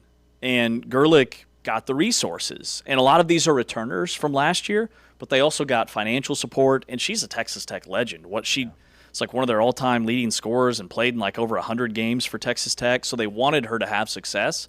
And now that they've bought in, it's not always the coach when teams struggle. Sometimes it's lack of resources, lack of funds, but ultimately, the players are the ones that go out and win the games, and she's got really good players now. Yeah, she has good players, tough, gritty players. I think a lot of her roster is just hard-nosed type of kids that are not afraid to dive after a loose ball or, maybe get tangled up underneath the basket or whatever. It might be undersized, but, I mean, they are a really unselfish team that plays for each other, and a very just physical, gritty. Gritty is kind of the best word I can think to describe them. Does the Big 12 have a national championship contender? Because, I mean, you look at UConn and Texas, South Carolina. I mean, the highest-ranked Big 12 team right now is Iowa State at 11, and they haven't looked that good yet. Right. I mean, I think there's a couple options, but right now I don't think anyone has shown they are the clear-cut favorite or top team. I guess what I'm asking is, we've talked about parity in the Big 12. Mm-hmm. Is that playing out at large too? I mean, or is UConn just going to run away with it again? I think right now, the Big 12. I mean, a lot of times though, the teams that are battling every single day, sometimes that adversity helps you down the road. Yeah. Versus a team that hasn't dealt with it. Right, has an easy schedule, is sitting their starters for the fourth quarter, compared to all these Big 12 teams where night in and night out they have found a way to fight, and they have been in close games, and that has helped them and served them well. And so maybe right now you're looking and you're like, I don't know who it could be or which team it might be, but in a month from now you look back and you say, they lost 2 close games by, for Iowa State. They lost a close game to Baylor. They won a close one. They lost another one to Cincinnati. But what did they learn, and how did they get better from that point that might help them once you get to March? Baylor's really intriguing to me because of Talia Scott and the fact that she can just take over a game, which we've seen her do. And Baylor's 14-3. I don't know how they're only 31 in the net, because there's only 5 teams in women's basketball that have more quad 1 wins than Baylor. Wow. They've played a brutal schedule. They've got a non-conference win over Duke. They won at Oklahoma State. They won at Iowa State. Like, what's your take on how dangerous they could be? Yeah, and I think they've shown, beating Iowa State, they've shown that they can win in different ways. They can follow a scouting report. They can put together a nice game plan and execute that. And so I think that they're a really solid team. Those non-conference games for sure has helped them. And, maybe they're okay with not being talked about as much. A lot of teams don't want to be at the top and have the spotlight on them so early in the season. So I think they're like, okay, we know what we have. We know our potential. We know what this group is capable of doing, and we're fine right where we're at. That's kind of what they did last year, too. Like, nobody was talking about them last year as being a major contender, and then I think they gave TCU one of their losses late in the season. Like, didn't Baylor end up – they had a deep push towards the end of last year. Yeah. You guys discuss while I fact check. Austin, how many miles do you drive? Oh my gosh, I don't even know. And it feels like a lot of it's between here and Houston. Yes. Yes. It's a good thing you haven't moved to Houston, because Houston's just not a. No, yeah, Dallas is where it's at for sure. Yeah, I go back to Houston tomorrow for BYU Houston women's basketball. I was there yesterday for Kansas State Houston women's basketball. Well, and you in the non-conference did Houston men's basketball. Men's basketball, yep. Yeah, I did a TCU game, so that one was nice. Get to go to Fort Worth and just come back and sleep in my own bed at the end of the night. Doing some SMU games, so not the Big 12, but it is also nice to be in the Dallas area. So yeah. It's a lot of driving. Let me ask you, do you agree with James when James power ranked Houston 3rd, 4th in the conference? I had them 2nd.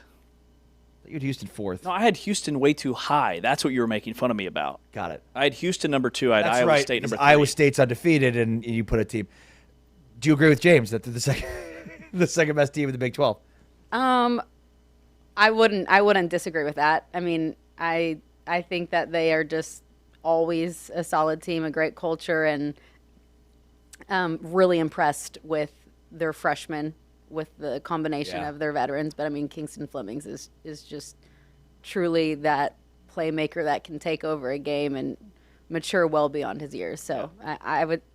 It's easy to put them in the conversation for. And we've talked about just how great the freshman class is overall across the country. Yeah. But Arizona, I mean Burries and Pete, and not even to mention who's the third guy that's really emerged for them as a freshman who starts for them, Kirchakov. Yeah. Kirchakov. Yeah. I mean Toure at Iowa State, Flemings and Sinak at Houston, to name a few. Because of the style of play that Houston operates at, they're 360th in adjusted tempo. It's just less possessions per game. That's not necessarily because they try to slow you down. Like when you watch them offensively, they're still full throttle. They slow you down. Yeah. Mm-hmm. Because you can't get a shot off until deep in the shot clock because they're so aggressive defensively. You watch them in person, and they're just as good as they were last year. They got to the national championship game. they have more star power than last year with Flemings, Sanak, Sharp, and Uzan's in a slump. Uzan's not doing what he was supposed to do this year. Like, he's not shooting the ball that well, and he's super unselfish, and he's passed it off to Flemings. I just think that team is super legit. By the way, Baylor women won 9 in a row last year. What did they do in the tournament? They won 2 in Kansas City, lost to TCU. That's right. And then they got upset in the NCAA tournament by Ole Miss. That's right. But they got hot.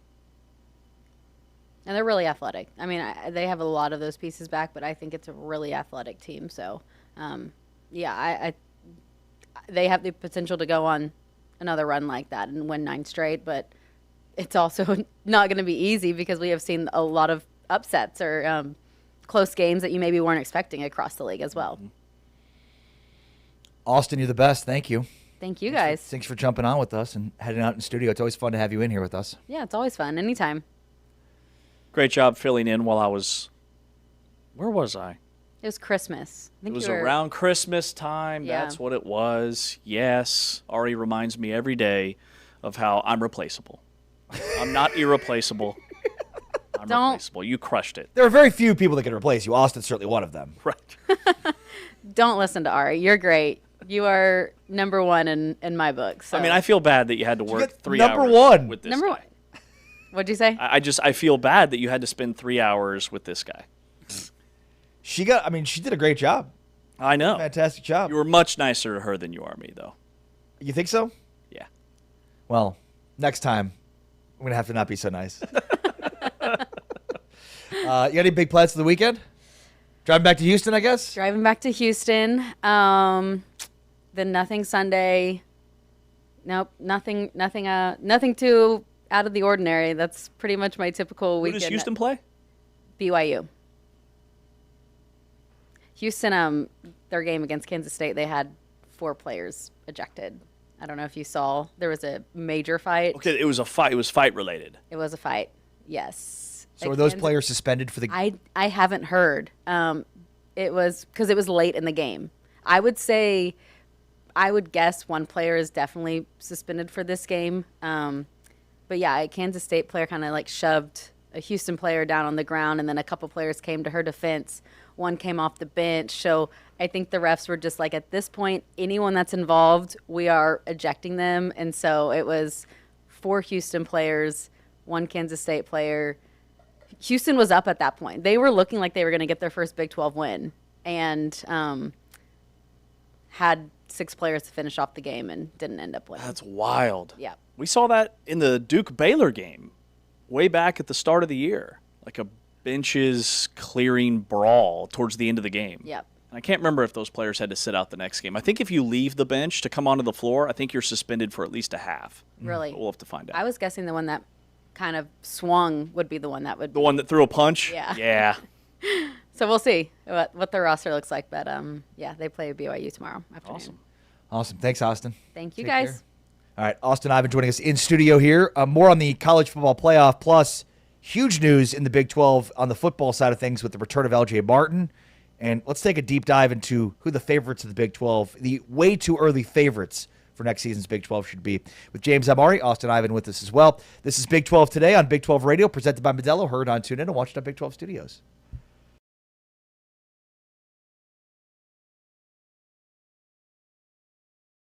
I talked to Olivia Miles before the game. She said, no way we're losing this. Oklahoma State, the 4th leading scoring team in the nation, 91 points a game. TCU, 86 points a contest. That gives it up to Shear. 6 to shoot it. Good defense this possession by OSU. It's left with Miles around the screen. Pull up, triple, and she answers. Again, that shot still looked good for her. Deep 3 by Marta Suarez. So Wooten runs the offense. Oklahoma State looking for back-to-back buckets. Wooten against Sheffy. Turnaround by Wooten. That is a tough shot and good defense by Sheffy. Being able to get that translated to the transfers that Oklahoma State has been huge. Wooten against the much larger Silva, but rises and heads over her. Very gingerly, perhaps rolling an ankle, but she's able to stay in. Hope that she's all right here. Downhill, what a finish! Flipping it up from the hip. Hurd late in the shot clock with 2 seconds. bodied up by Suarez. Really tough shot, but she bails herself out with a banker. She'll certainly have to be careful the rest of the way. Jaden Wooten had a big first half and opens up the second half with a scoop to the hoop. She has TCU trying to take advantage of the turnover and go up by 3 possessions, and Miles is wide open. Now Hurd, she's missed her last 8 threes. Sticks it out for Wooten, her three-pointer over the top, and Miles grabs the rebound. Up the floor to Donovan Hunter to put a cherry on top of this game. And not being incredibly efficient with the time here as Wooten gets picked up by Silva, launches the shot and nails it. But the number 13 TCU Horned Frogs challenged by Oklahoma State, and they pick up a rare win in the last few years over OSU.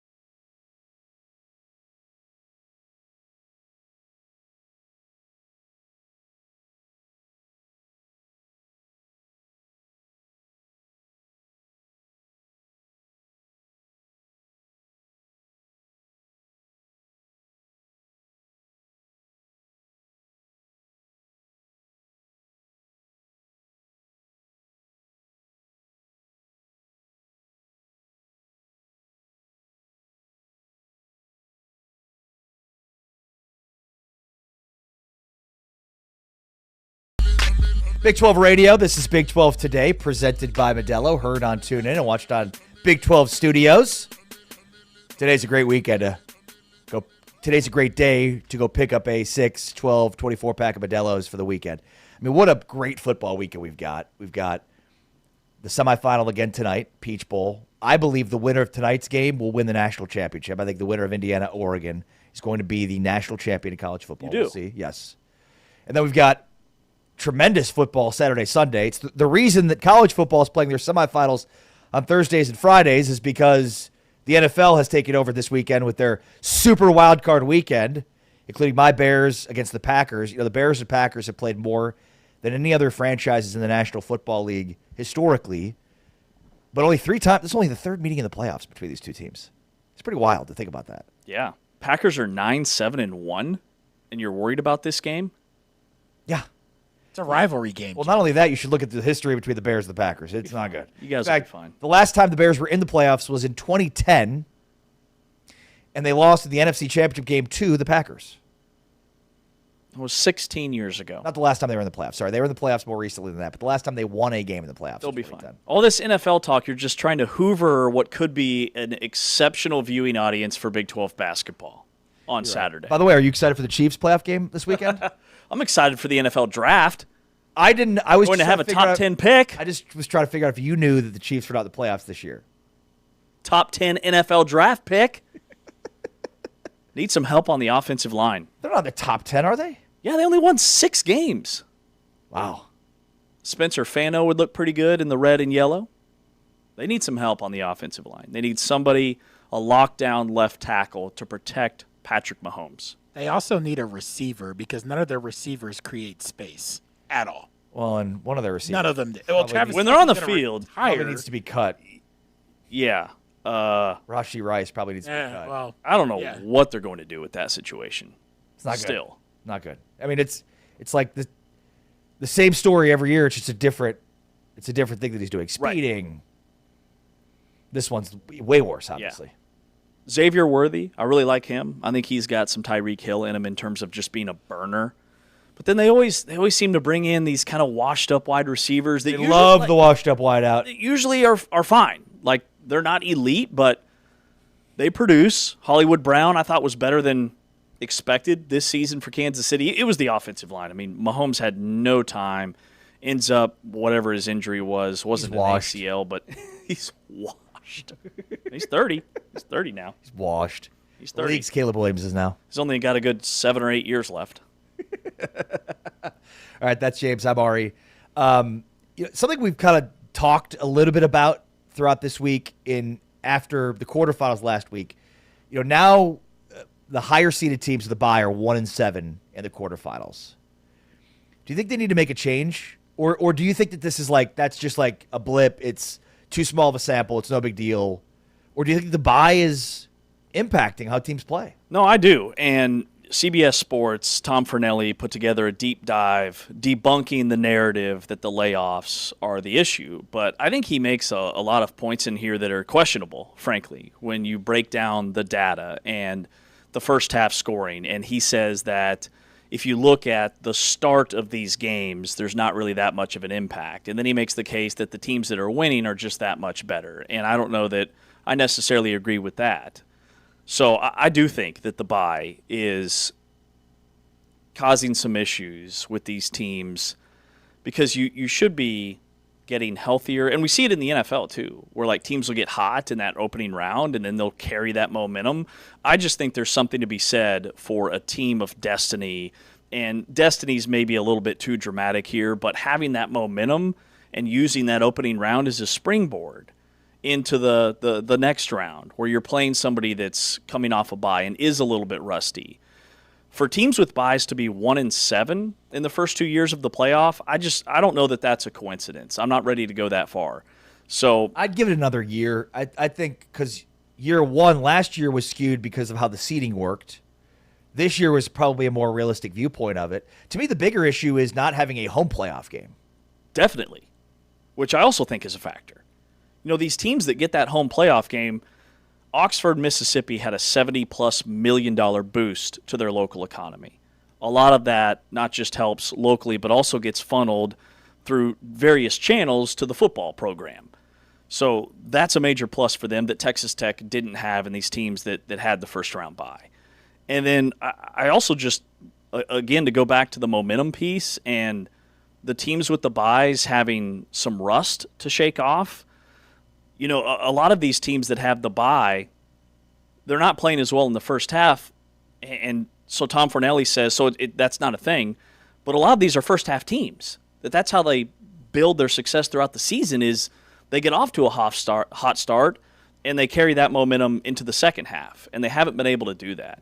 I just don't know how are you supposed to carry, I don't know how you measure, so Right. Fornelli used like first half. I don't know. It seems Totally agree. It doesn't pass the science smell test here. Yes, his first argument that he's debunking is that teams coming off a bye get off to slow starts. Okay, I mean the data's there, but that doesn't necessarily.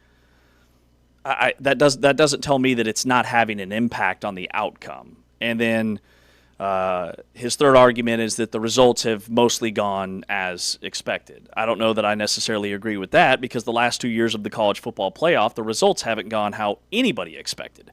Nobody thought Miami would be in this spot. Nobody thought that Oregon would be in this spot with kind of how they limped in towards the tail end of the season. So I have a lot of questions about this piece. I'm in favor of if we're going to a 16-team playoff because the 16-team proposal still has buys. I think we should just have 16 teams, seed them 1 through 16, and have them play at a home side in the first round, go to the quarterfinals in the second round at these bowl sites. That's what I'm in favor of. Yeah, I think. I mean, the bowl games, like to me, it's overkill. Like the fact that Hard Rock is hosting a second game here is ridiculous. When like having a game in Lubbock would have been so much more meaningful. I think the quarterfinal games have to be moved on campus. I don't know how you're giving teams that are seated lower the leg up to hosting a home playoff game. And this to me has nothing to do with the 1-7 record. It just makes no sense to me. Yeah. Like 3 bowls are going to get that elite status every year, and it rotates. I don't understand what the issue is with that.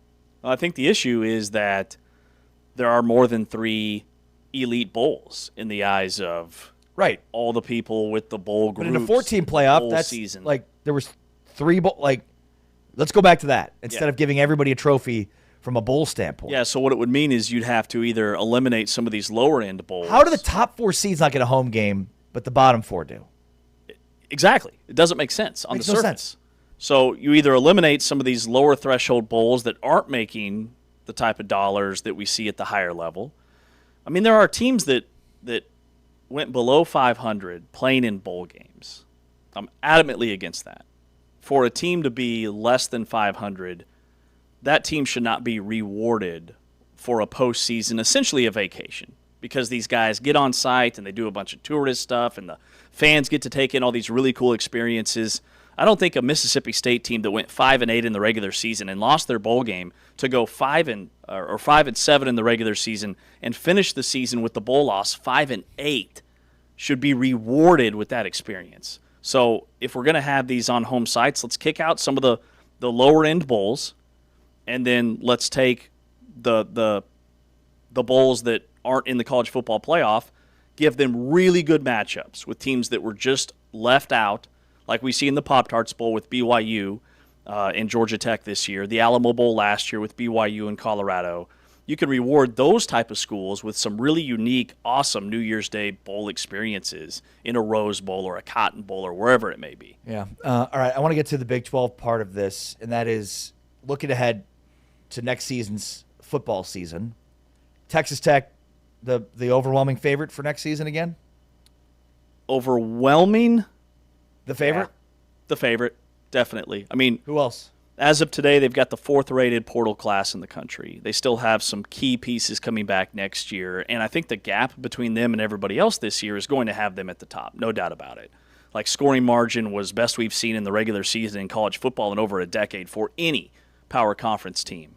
But then after that, yeah, BYU, with the news that L.J. Martin's coming back, you look at their depth chart, and BYU has a lot of pieces returning next season. Yeah. I think Isaiah Glasker still has eligibility. Glasker announced he's returning. Parker Kingston still has eligibility. Bachmeier back at quarterback. They have Bruce Mitchell back on the offensive line. And then defensively, Tenuvasa, the big nose tackle, could be back. I mentioned Glasker. Evan Johnson, their lockdown corner, could be back this season. Like, they've got all league guys littered across their two deep. Yeah. Yeah, and the biggest probably loss would be Jay Hill, but they replaced him with Kelly Papinga, who is already on staff and is from that, Kyle Whittingham, Jay Hill tree anyways. So it'll be very similar to what they had seen before. And remember, they get Notre Dame this season in the non-conference. That is a series that starts right away, and it's in Provo this year.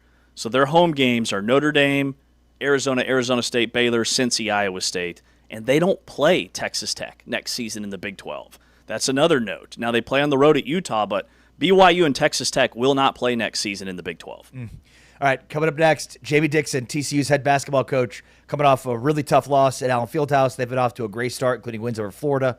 We'll get to that with Jamie Dixon next. This is Big 12 Today, presented by Modelo. Heard on TuneIn, watched on Big 12 Studios.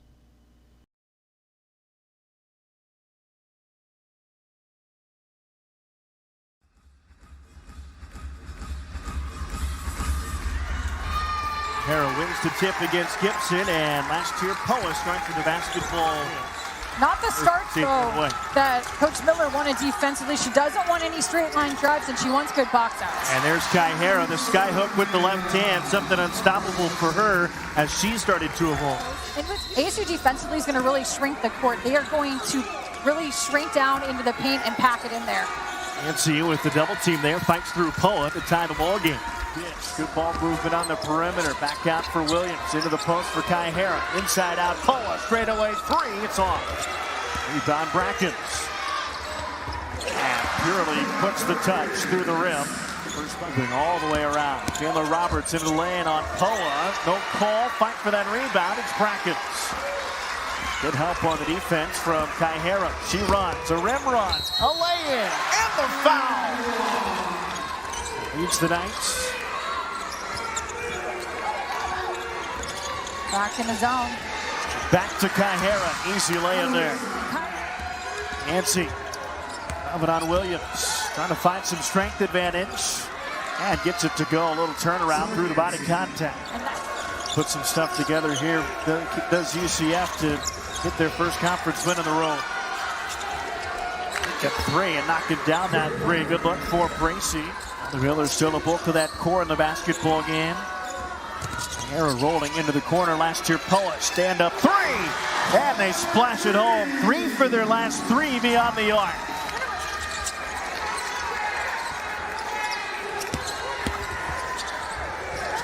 Rice gets the rebound, and Arizona State back in the win column.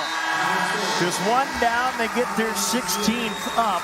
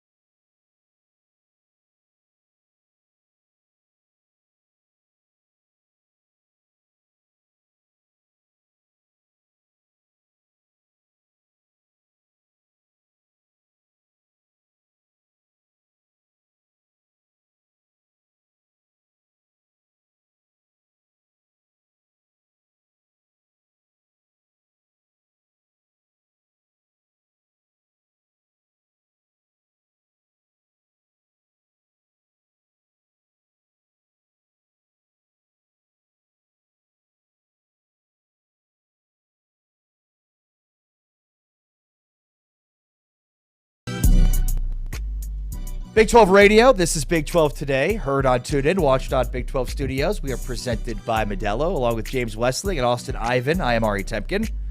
Jamie Dixon, head basketball coach for TCU, joining us now here on Big 12 Radio. Coach, good morning. How are you? Good, thanks. Getting ready for a big home game. We got number one team coming in the country, coming into town. So ready to go. And as we know, the Big East, the Big 12 is. I've only been in the best conferences.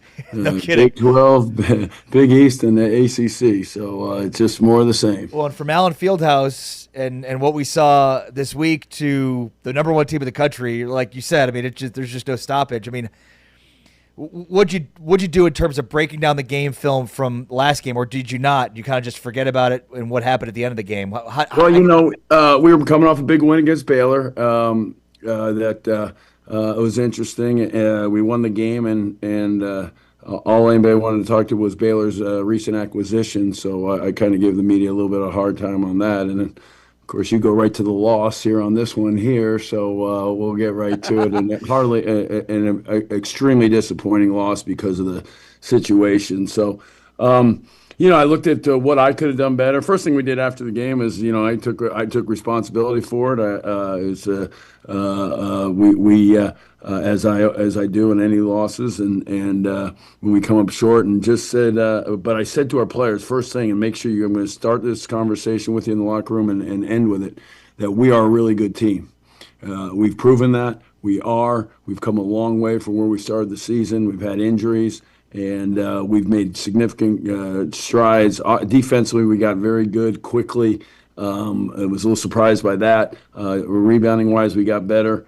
And now we're leading the league as far as rebound differential, which that was a struggle early in the season. And then offensively, the last couple of weeks, our offense is finally starting to get where I thought it was going to be. And so we've made great strides. And the mistakes made were I'll take responsibility, and we went to work on them these last 2 days of practice. And we didn't do the job we need. Obviously we didn't make free throws, that stood out. But simply put, we didn't guard down the stretch. We gave up 16 of 18 possessions turned into baskets.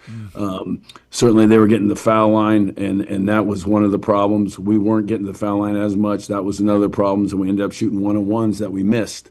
And that's part of it. So I could have done a better job on the press, is what I told our guy at Presso. We used probably the wrong first time we used the timeout. We were fine in the press all the way through to the last one, and then probably should have used a different press break than we did after we'd called the timeout. I used a different. We have a couple different ones, and if I'd had to do it over again, I'd done a different one. But at the end of the day, we got to do a better job executing, and we got to put ourselves in a better position.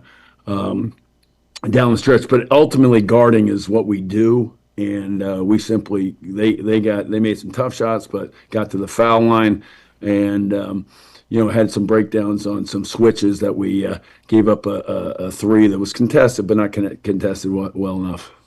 Yeah, man, Jamie, you've done an incredible job in season coaching this basketball team. You guys lose your opener to New Orleans, and then a few weeks later, you're beating the defending national champs, Florida, and then taking Kansas to the wire in Allen Fieldhouse. So you mentioned the rebounding, the offense is coming together. Who are some individual players that have made the most growth in season in your eyes? Well, LT is playing really well now. He shooting the ball well. He was playing pretty good early, just wasn't giving the shooting that we thought we'd have. And then I also think that Xavier's has improved as we hoped. We thought he would get better. Has come from a junior college, but I think defensively he was probably a little better than I thought early on. Still needed work. And it's continually gotten better, and so I think that's been a big factor for us. Jaden's playing a little better too; he's making more consistent shooting the ball. So, we had injuries. We had three guys out the first game, and another guy got in foul trouble, and all of a sudden we were playing completely line up different things. So, it's people will bring that game up, but we know what that was a long time ago, and we've had some great wins since that time. Coach, another player I want to ask you about is David Punch. He leads your team in points and rebounds, very, very well-rounded. What part of his game do you think doesn't get enough recognition? Well, he's a really good defender. He leads the league in blocks, which that's a little bit of a surprise to me, but he's he actually is pulling ahead even more. So I knew he was always a good defender. He's a very good freshman defender. That was evident. But his presence and changing shots has been even more evident. But of course, I went into the season thinking he wasn't going to play a minute in a 5-man, and he's playing, half the game at 5-man because of our injuries and loss of guys. So he's more around the basket more than he was initially. What we practiced for about 6 months this summer. So that has to be factored in as well. But he's obviously he's scoring probably a little more than I thought. He's better finishing around the basket, which is something we've really worked on with him and truly emphasized, and just a lot of reps putting into play every single day at practice. Yeah, I mean, I think punch against Flory this week, that was an impressive matchup. I mean, Flory just had a really down game, and punch, I think, just took it to him. And this is one of the best defensive bigs, in the conference. Yeah, I mean, like I said, Xavier's in there at the 5. Probably that's the matchup. But 20 minutes a game. We got to get more minutes out of Xavier. So we can play them both together. But he was in foul trouble all game. We had guys in foul trouble in Kansas City. I think that wore us down at the stretch too. Our minutes were too much for some guys because of the foul trouble we were in, and so that's been a factor in a couple of our losses. Notre Dame as well. I mean, really, actually, in all of our losses. Now I think about it, all of our losses, we've been in foul trouble inside, and that's something that we've got to monitor, and we've got to fix, and we've got to improve. But Kansas, that seems to happen a little more than other places, and that's just. But we've had it happen before, and we've got to do a better job with it. And that's where we can't. We got to focus on what we can do, and not be in that situation. We had Jaden was in foul trouble too, so I thought we played Brock too many minutes in our last game, and you can't get guards in foul trouble, and that's what it is. And then we got to handle it better if we are in that situation as far as the staff and how we substitute. So those have been constants in our 4 losses. TCU men's basketball coach Jamie Dixon with us. Coach, I'm glad that you noted the Big East off the top, because are there parallels between the physicality from the Big 12 now in this new era compared to what you used to see in the Big East? And like when you scout Arizona, what stands out in terms of their physicality, and is it comparable to those teams that you had or coached against back in the day? No, I think the game's changed. They ref it different. The scoring's up because of it. I mean, you can't take a charge. The out front, you can't. It's just different. It's completely different. But with that said, to your point, Arizona is as physical as you can possibly get. We played Florida, who was the same thing, and plays a lot of the same ways, runs a lot of the same actions. So it's obviously it's good preparation for us. But again, that was a while back, and Wisconsin actually played this similar too. So we kind of were.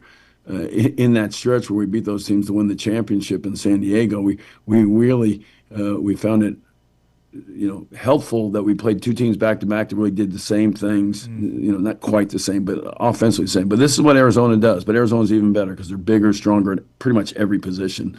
Their 3-man rotation from at the bigs is as lethal as you can be, as physical as you can be, as big as you can be, and balanced. So that's the thing. But yeah, these 3 are the most physical guys in the country as a group.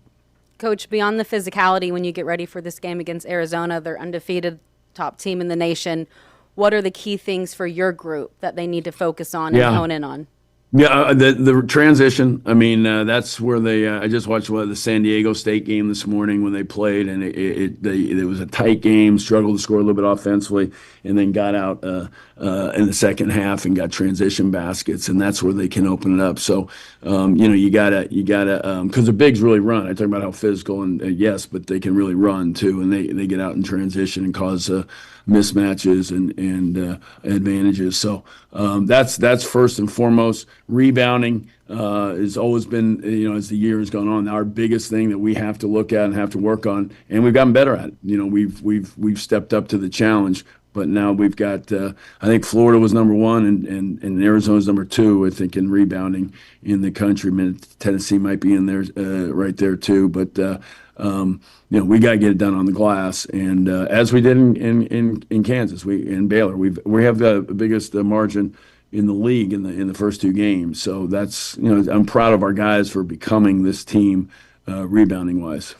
Can Lil Vicious be a 5 of 7 3-point shooter for you on a consistent basis? Yeah, I mean, he's not anybody's gonna be 5 of 7 consistent, right. But I mean, he's a 40% 3-point shooter. That's what he's at now, and that's what we thought he'd be, and it's taken a little while. So, but he's back. He's where we are. He's a good defender for us. He moves the ball well. He's got to rebound more, but we're working on that as well. But he's that's helped our. We did not shoot the ball. That was a little bit of a surprise to us early on. Our shooting open shots from 3. We had some dreadful performances in some games, and we thought they were pretty good shots. Now we're getting even a little better shot, and we're knocking them down. So it's good to see. Coach, I want to ask you about Brock Harding, your point guard. He's got 93 assists towards the top of the conference. What have you seen from him, and is he performing at a higher level than maybe you thought coming in? And what is his future look like in terms of the player he can be? Yeah, and our goal for him has always been, as we said, is to lead the conference in assists. That's been our goal, and that's what we've wanted to work on together with it. I think, like I said, our shooting had some was started off slower than I thought offensively, which would kind of indicate his assist numbers being a little lower than I thought. But that's our goal. That's how we're playing. That's what we expect from him, and he's in that vicinity. And that's what we're trying to do. So we need him. He's a smaller guy, and we do a lot of things to protect him. And he's got to consistently do his job defensively to play to his strengths. And we got to hide some of his weaknesses. But we need him to pressure the ball. We need him to bother some people. We need to be tough to come off ball screens with them, and we'll cover up some other things with our team defense. But main thing for us is high assists, low turnovers, and especially now I think because our guys were shooting it better. He's got to understand that that we're back to that as the priority. He doesn't have to score as well. Jamie Dixon, TCU head basketball coach. Good luck on the game this weekend, and I appreciate your time this morning. Thank you. Okay, thank you guys. Take care. Thanks, Coach. All right, take care. Dixon joining us here on Big 12 Radio with Austin Ivan and James Westling. I am Ari Temkin, and talk about a tough deal here. You go from playing at Allen Fieldhouse and the ending that game was this week to the number 1 team in the nation. It's undefeated. Brutal stretch, and they're not the only team in the Big 12 that's going to have a schedule like this. They picked up some really quality non-conference wins. He noted their tournament win out in San Diego where they beat Wisconsin by 11, who's a really good team. They beat a Florida team that is very much built like Arizona. They have a massive front line. Their guards are long and lanky, and they rebound the heck out of the basketball. So they've already seen a team that kind of stylistically plays a lot like Arizona. But then it doesn't get any easier after this, right? They play at BYU, and then they play Utah and Oklahoma State. But I still think this TCU team is going to be a problem for a lot of teams in the Big 12. I like the way Jamie Dixon has built this roster. That's James Westling, Austin Ivan. I am Ari Temkin. Big 12 today, presented by Modelo. Heard on TuneIn. Watched on Big 12 Studios. All right, we'll react to what we just heard from Jamie coming up next. Plus, if you missed Bill Self yesterday, you're not going to want to miss him next. This is Big 12 today, presented by Modelo. Heard on TuneIn and watched on Big 12 Studios.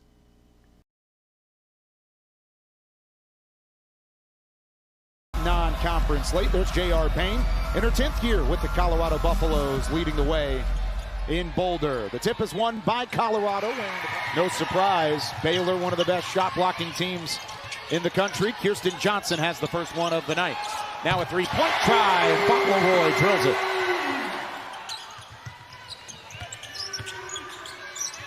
That's in. Thought she traveled. Dead dishes to Walker. It's an and one try. For Ziona Walker, a scoring spurt, and that's really about it. In the corner, open three. This one off the mark by Dutah. And I think Baylor's willing to give those threes up because maybe a sigh of relief a bit to escape in Big 12 play with a win like this. Scott answers on the opposite side. Baylor wants to see her get hot. Walker Nearly lost the dribble. She goes around, guarded by Dunn. Friendly roll at the end of the possession. And this one goes for Walker. Final chance of the third. Dunn out of the corner. She hits it.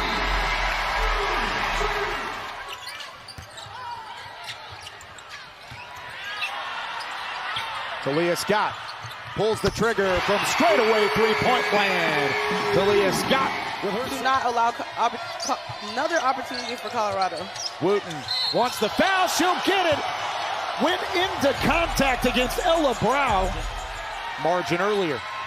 Two-handed pass, turnaround. Masagayo's got to get it off quick. She does.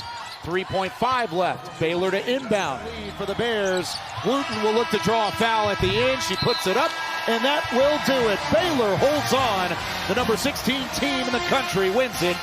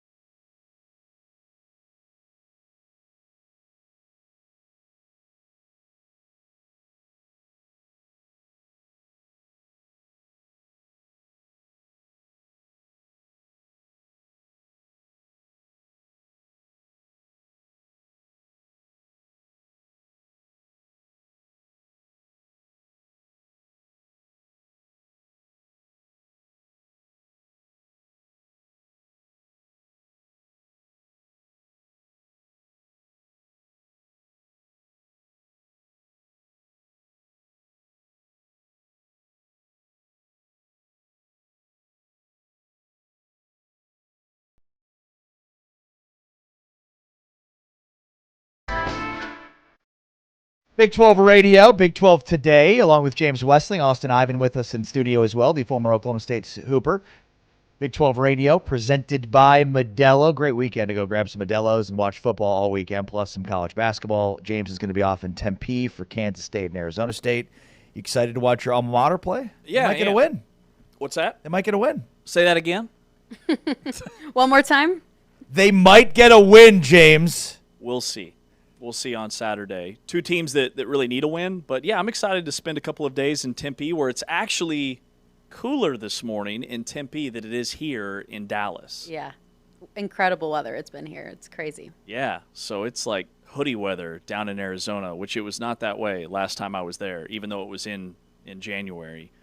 Yeah, I mean, there's some bizarre weather here. It was like 80 degrees yesterday. Yes. And humid. It felt like a spring day in the Dallas-Fort Worth metro. Felt like Florida. Yeah. Like I'm not complaining. Me either, but it's really weird. So, like, in Chicago, where it's always cold this time of year, they actually had to cancel or, like, postpone the Bulls game because it was hot and humid there, too, like 50 degrees and humid, which is I unseasonably saw warm. that. Yeah. Because the court had condensation. Yeah. You ever heard an indoor basketball game be delayed due to weather? Not just delayed, literally postponed. Like, was it fully postponed? I think so. I think they moved. I think they didn't play. Because humidity travels. Humidity travels. Humidity travels. And there's supposed to be snow and freezing temperatures for the Bears-Packers game Saturday night in Chicago. Man, that's A wild. few days after the Bulls game was postponed due to condensation of the court That from is humidity. wild.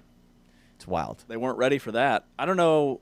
Like, every time I go to Florida, I swear, and I thought I was crazy, but the fact that the Chicago Bulls floor was full of condensation makes me think that I'm not as crazy as I thought at the time. I would swear that, like, even inside my hotel, like, it was still humid. And, like, my clothes, I'd take them out of my bag, and they'd feel damp to me. I was like, am I losing my mind? Like, I know it's humid outside, but how is this all working? So Houston's the same way, by the way. Yeah. Houston is like hotter than the surface of the sun. Yeah. Not literally, of course. Figuratively. Thanks for clarifying. Yeah, it's a big game. I don't know. Jerome Tang still is pushing the narrative that he believes in his team and that they've got pieces and that they can turn it around and maybe have a stretch that they had around this time last year. I mean, this is kind of almost to the point where it started, right, where they had like a 4-week stretch and they were the best team in the country. But it's almost like, is this a must-win for K-State and Arizona State and those coaching staffs? Because it's one of those games you look at and you're like, okay, you can't lose that one. And I think both programs feel that way, which is what makes it intriguing to me. Yeah, well said. All right, anything that stood out to you guys about what we just heard from Jamie Dixon, TCU's head basketball coach? My number one takeaway is I now understand why they lost to New Orleans, had 3 of their top 8 guys injured in that game, and then had 2 players playing in major foul trouble. I wonder how much that game will come up at the end of the year when it comes to tournament resume. I don't think at all. I don't think it'll be a factor in any way because it's impacted their net ranking and their KenPom a little bit. But they're still in a position where I don't think it would move the needle enough. Once you get into Big 12 play this time of year, which another note is, students just about everywhere across the country start classes again on Monday. So this should be the first Saturday of basketball where these arenas and these student sections are actually almost full and loud and rowdy. So it's going to be a hostile environment in Fort Worth that Arizona's walking into that they didn't have in their last true road environment at Utah because the students were still on break. But I now see why they lost to New Orleans, and it just kind of further magnifies to me the fact that the Arizona or the TCU team we just saw almost beat Kansas is who they really are. And Jamie Dixon is such a good coach; they're only going to get better. They're a major player in this league. Yeah, and all of their losses have been close. I mean, 4 losses by 14 points total, I think. So that just tells you right there they're in these games. And Coach talked about the foul trouble and all 4 of those losses. And so you fix that, you definitely have what it takes and more to win. And I think that's only going to help you as you get in throughout this conference play because there's going to be a lot of close games. And this team now knows what it's like to be in those type of environments down the stretch. I also think, with the way the current situation is in college sports, when there's so much roster churn, I think as a coach you have an expectation of how certain players will play, but then the games start and those guys don't always automatically play that way, and it takes some time to mold and gel and figure things out. And so I think like what we're seeing right now is this team really start to emerge with the players that are going to be, quintessential players for them. Mm-hmm. And he has a point guard. That's huge. Like Jamie Dixon's teams start at the point. 80s. They're always just big and physical. 80s action star Brock Harding? On the inside. Yes, which I was so hoping we could get to that with him. But Harding's a dude. Like, he's one of the top passers in the league. We need to get him like a T-bird and some like a leather jacket. Have you seen Brock Harding? Have you seen his arm sleeve? Yeah, I watched the TCU Kansas game. That's right. You watched the KU game. Forgot about that one. Forgot that they I watch sports, James, okay? He's not missing that one. He's not at all defensive. But Brock Harding's a baller. Like, littlest guy on the floor, but, man, he's tough, and he's not shooting the ball great. And he was a pretty good shooter at Iowa last year. So I think by laws of averages, that's going to come around for him, which takes TCU to a whole nother level. The fact that, Frankie Collins got hurt like 2 weeks into the season last year, missed the entire year for TCU. He was supposed to be their guy at the point. The fact that they didn't have a point guard last year and somehow won more than like 10 games is a miracle. So I'm really impressed by what they're doing. Yeah. All right. If you missed our conversation yesterday with Bill Self, here it is. Here's Bill Self joining us yesterday on Big 12 Today, presented by Modelo. Big 12 Today on Big 12 Radio. Big 12 Today on Big 12 Radio. He's Ari Timken. I'm James Westling, talking now with Bill Self, the head coach at Kansas. And, Coach, I see what's happening here. My alma mater, Kansas State, is 9-6 and coming off like a 30-point loss. Have a non-conference loss against Bowling Green, and all of a sudden Bill Self's schedule opens up, and he's ready to talk to us here on Big 12 Today. Yeah, that's what I do. I wake up every morning worrying about what everybody else does. That's exactly how we roll around here. You've coached a lot of games down Fieldhouse. You've had a lot of wild ones. Where does the TCU win rank in terms of just wild finishes? Yeah, we've had a lot of them, but certainly it's right up there. The thing that was the wildest about it, in my opinion, is for 35 minutes, they kicked our ass. Quicker to the ball. They shot it unbelievably well. We didn't do anything, in my opinion, very well, and they had total control. But for 5 minutes, people can say, well, TCU didn't do this or didn't do that. You go back and watch the tape. It wasn't like they were turning it over. It wasn't like they missed every opportunity. It was like, what happened to our guys that they flipped the switch? And we did play really well down the stretch in a way that you can't get an offensive rebound and then they throw it out and make a three on a free throw. Just so many things that happened that didn't go our way, but the guys just kind of grinded through it, and it ranks right up there at the top as one of the, as far as wild, that what was it, 9 with like 50 seconds left or something, or yeah, just over 20, a minute 20, before Jamari hit that three. Yep. But we also lost the game that year. Last year we're shooting 2 free throws, up 6 with 18 seconds left and lose. Yep. So things like that can happen, and we've been on the other side, but we were the fortunate one Monday or Tuesday night. After the game, you mentioned how this team doesn't really know how to play with Darren Peterson yet, and vice versa, that Darren doesn't exactly know how to play with this team. And obviously that familiarity of playing together and chemistry comes with playing more games and more minutes together. Can that develop over the course of the season with the minutes that he's currently playing on? Sure. He is, he hopefully his minutes will keep going up. But we defer too much. We also, in the last 2 games, Melvin, our guard that plays along Darren, had a total of 3 points in the first half, and the last 2 games he's had 36 in the second half. Yeah, and coincidentally, it's when Darren had been in, and then when Darren hadn't been in. And I talked to the team, talked to them. It's ridiculous, that we haven't figured this out yet on how to be aggressive and still yet utilize him, or when he's not in the game, how do we make sure that we take on ourselves to go make a play, and you should be able to do both. And we just haven't had that opportunity. The practice has been hit and miss, and a lot of different things. So that's something from a positive standpoint that I look forward to us being much better at. Coach, so how do you get Melvin Council Jr. to be that guy in the first half when Peterson is on the floor with him? That's what I was just mentioning. That's what we're working on. Maybe there's different things you can do, but the bottom line is, he'll drive it instead of looking for himself and then making a play.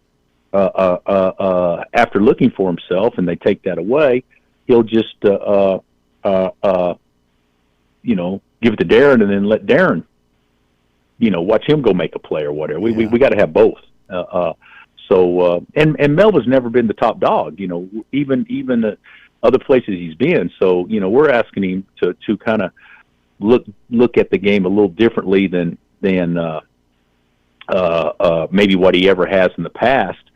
And then, when you can practice a certain way every day and play a certain way in the game every day, you get comfortable within what that role is. And it's like, in his mind, his role is changing with or without. And we got to get that corrected. You mentioned earlier that you hope to see Darren's minutes increase. If he doesn't get to a point where he feels good enough to have his minutes increase, is there a point of diminishing returns in that uncertainty? Is there? I guess what I'm asking is there almost a deadline of, hey, if he can't? No, not at all. Not at all. He played 31 minutes the last game, guys. So no, not at all. So is that the target? Would that be a good target, you think? Averaging? No.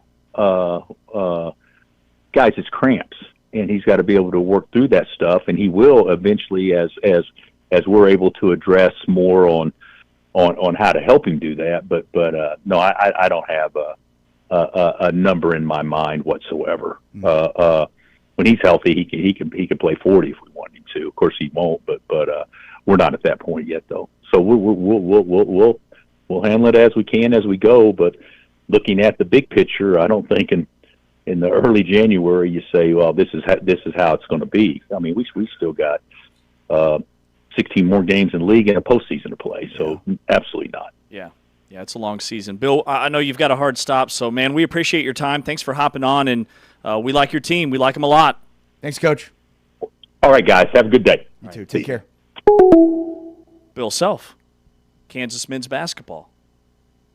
We'll take a timeout. Let's recap what he said next. We will do that. That is what we will do. He's REM James. This is Big 12 Radio powered by Modelo here exclusively on TuneIn and Big 12 Studios.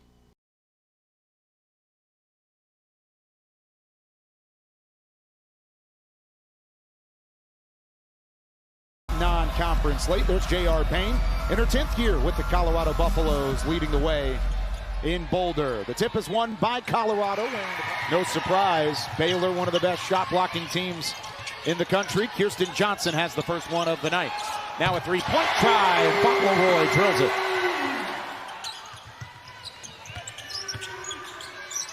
That's in. Thought she traveled. Dead dishes to Walker. It's an and one try for Ziona Walker. A scoring spurt, and that's really about it. In the corner, open three. This one off the mark by Dutah. And I think Baylor's willing to give those threes up because maybe a sigh of relief a bit to escape in Big 12 play with a win like this. Scott answers on the opposite side. Baylor wants to see her get hot. Walker nearly lost the dribble. She goes around, guarded by Dunn. Friendly roll at the end of the possession. And this one goes for Walker. Final chance of the third. Dunn out of the corner. She hits it.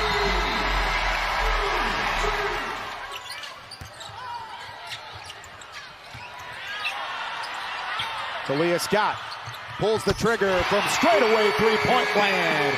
Talia Scott with her. Do not allow another opportunity for Colorado. Wooten wants the foul. She'll get it. Went into contact against Ella Brow. Margin earlier. Two-handed pass, turnaround. Masagayo's got to get it off quick. She does. 3.5 left. Baylor to inbound. Lead for the Bears. Wooten will look to draw a foul at the end. She puts it up, and that will do it. Baylor holds on. The number 16 team in the country wins it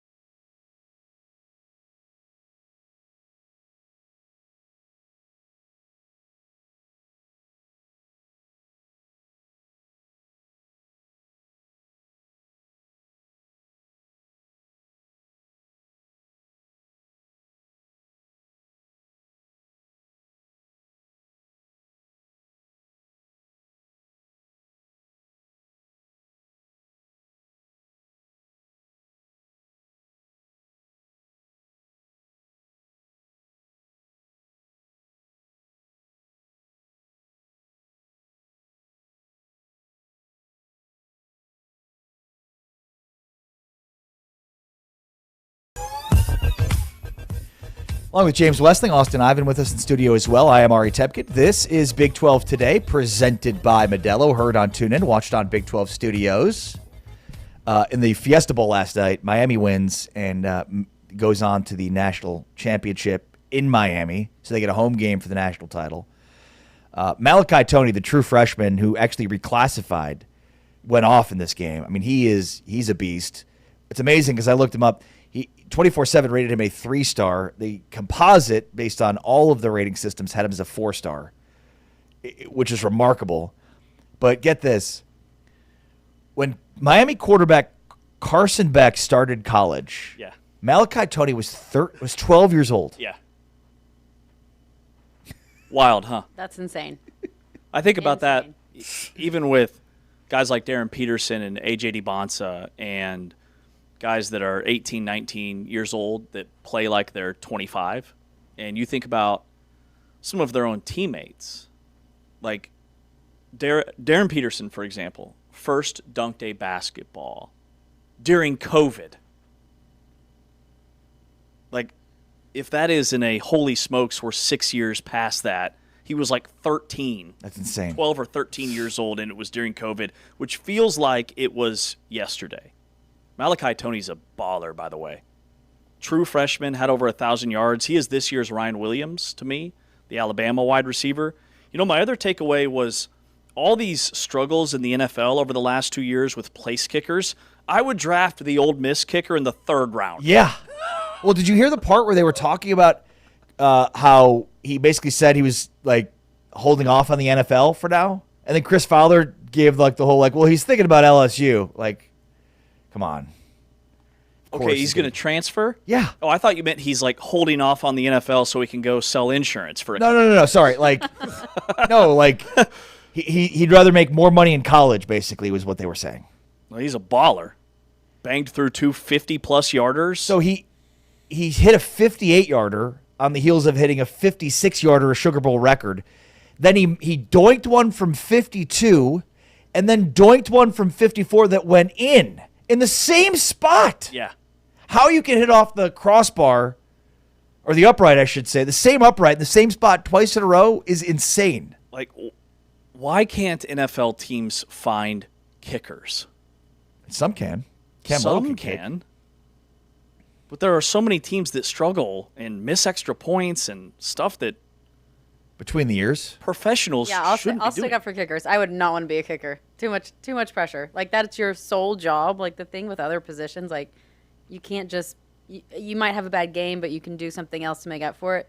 Kicking, like, that's all you do. You wake up and you work on that for this moment right here. Yeah, you need to be successful 100% of the time. Right. Think about that. Yeah. There's really no margin for error. No, that's very true. How about this? I want to test your guys' conspiracy theory threshold. You are a big conspiracy theorist. You're listening to podcasts now. You're no big deal. You're a big conspiracy Have you theory seen guy. this growing theory, and there is data to support this, that suggests an electrical substation next to the 49ers football facility might be to blame for all their injury problems? I saw this. I actually was thinking about whether or not there should be a topic on the show. Okay, there should be a mention. It's too wild. Okay, so take us through the story. Okay. So there is a low-frequency electromagnetic field. And scientists have proven that these electromagnetic fields can degrade collagen, weaken tendons. Okay, scientists have it. There's one guy that is saying this. Who is a scientist? Peter Cowan. There's been no scientific _energy. There's been no scientific study. Weaken tendons and cause soft tissue damage at levels that regulators call safe. There is a substation next to the 49ers practice facility. And Levi Stadium. Levi Stadium and the practice facility are right there. The 49ers are statistically the most injured team in the NFL over the past decade since they moved into that stadium. I don't know if I'm still buying it, though. Yeah. Do you believe it, James? Well, of course, Damon. Of course I do. Why wouldn't I? This guy went to the 49ers practice field with a gauze meter. At 11 a.m. on a quiet Monday, well below peak load, it reads 8.5, whatever. A lot of electromagnetism towards the 49ers facility. The originator of this particular idea notes it as a possible explanation. It acknowledges that many typical factors, training load, scheme, stresses, turf quality, chaos of NFL play, and pure chances are real contributors to injury. A lot of doctors are coming to his defense. A lot of pros. A lot of them? A lot of them. Tons of them. Real doctors or quacks? Real doctors. Like Dr. James Westling? Real doctors. Like the doctor you saw in that video you showed me online the other day? I don't know what that means. It wasn't really a doctor video? No, I mean it's very interesting. It feels like it's they had the conclusion and went backwards to try to figure it out. Yeah. Yeah, they had a problem. So what do we do? Right. What can we blame the problem on? Exactly. True debunkers here in studio. No, I think you're probably right. No. I think you're 100% right. I think it is 100% electromagnetic Thank you. hypersensitivity. Thank you. I think it's obviously a real thing. Next year, they don't play there. No injuries at all. They'll be fine. Yep. Just weakening their bones and tendons and muscles. Okay, let me ask you guys both something, and a very serious note about this. So the stadium is there. They're not moving the stadium. But if you're the 49ers, do you think about, without any sort of scientific, like actual scientific data that backs this up, right? Which is like, you think about like, you have to like be published in scientific journals, right? Like the real process you have to go through in order for this to actually be recognized. Like lots of years of scientific studies have to be. Do you just bypass all that and say we're going to move the practice facility to somewhere else? Do you even think about that? Yeah, I mean, if Not you have an yet. unlimited budget, I guess so. Like Yeah, one Barstool post on Twitter, I don't think it's going to do it. But What about 2? 1,000, maybe. Also, we're out of coffee over there. Okay. I bought 100 pods. Okay. On October 1st. So we're drinking about 2 pods per day, which initially Why I are you thought- saying, you're saying we? I bring my own coffee, James. I don't use your coffee pods. And I don't drink coffee. so, it's just you, 2 cups a day. Apparently it's just me. He says we. What he I means thought is he was I. like, I thought he was bringing this up because he wants you to buy it next. He's Like, like, I contribute to the coffee fund? think that's what he was where we were insinuating. headed. Yeah. He was going there too, which is why I had to correct him. Yeah, you're like, hold up. So I guess I'll order the coffee pods. But I was thinking, like, should we be running out of 100 pods since October 1st? That felt high to me, but ChatGPT tells me that it's fine. If Caffeine it averages out to intake. 2 a day, I feel like that's normal. But we took 2 weeks where we were not in studio. Well, And remember- then with the holidays on top of that, I'm not trying to say that people who came in here were stealing your coffee, but I'm also not trying to say that. Yeah. So we're doing the show at our amazing and immaculate Big 12 studios, which are at the Big 12's Rock, which is the replay facility, which is heavily used during the football season, which would occur between October 1st and now. Yes? yeah. So I'm imagining you're not the only person that drank from that. Okay. All right. So I think the 100 K-Cups will go a lot further here now than they will once we're in season. That's my working hypothesis. We're about to find out. I thought maybe I had a caffeine problem. Turns out it's just like a supply chain management issue, which we'll get sorted out. I'll order the coffee. Was that it? That's it for me. Okay, got it. I don't know if you had anything else to get to there. No, that's it there. The Athletic released like a list of the most underrated transfer portal additions, and a name, there's so many names in the transfer portal. They're coming so fast and furiously. Like the idea that we would come on every day and just run through every name is ridiculous. Even though that's kind of what I want to do. at times. Same. I am glued to this stuff. I cannot get enough of it. So okay, before we get to this, then what is your how do you react in NFL free agency? It feels like some of these guys, so it makes sense where it's like I can react accordingly based on the adding some of these players in free agency. In the transfer portal, it's like it feels like I have to be told about how good these players are. In some cases, some guys I know, right? Mm-hmm. It's just weird. Like, how should we react to the addition of some of these players? I mean, I look at stats right away. What they did at their How do last you stop. contextualize the stats? What if they played? Who's the running back Arizona State just added from Delaware State? Yeah, from Villanova, where he was Nova. a baller, 1,000-yard rusher at the How do you FCS level. contextualize stats from Villanova? Well, I know that if he's going to be a decent player, or should be, based off of that, and I think it's a good question, because I mean, I put up numbers in a pickup game in basketball. Does that mean it's going to translate? Right. No, not necessarily. But you know he's a dud if he barely saw the field at Villanova. But the reverse is like the third guy for Texas, then transfers and because he didn't get a lot of reps. So you look at the numbers and you're like, I don't know. Exactly. See, I get excited about those type of players too. Anybody new, I get pumped up about. Most of them don't pan out. See, and that's my feeling that most fans feel. They go to their websites that cover the teams and they see these additions. Oh yeah. Every team's making additions right now.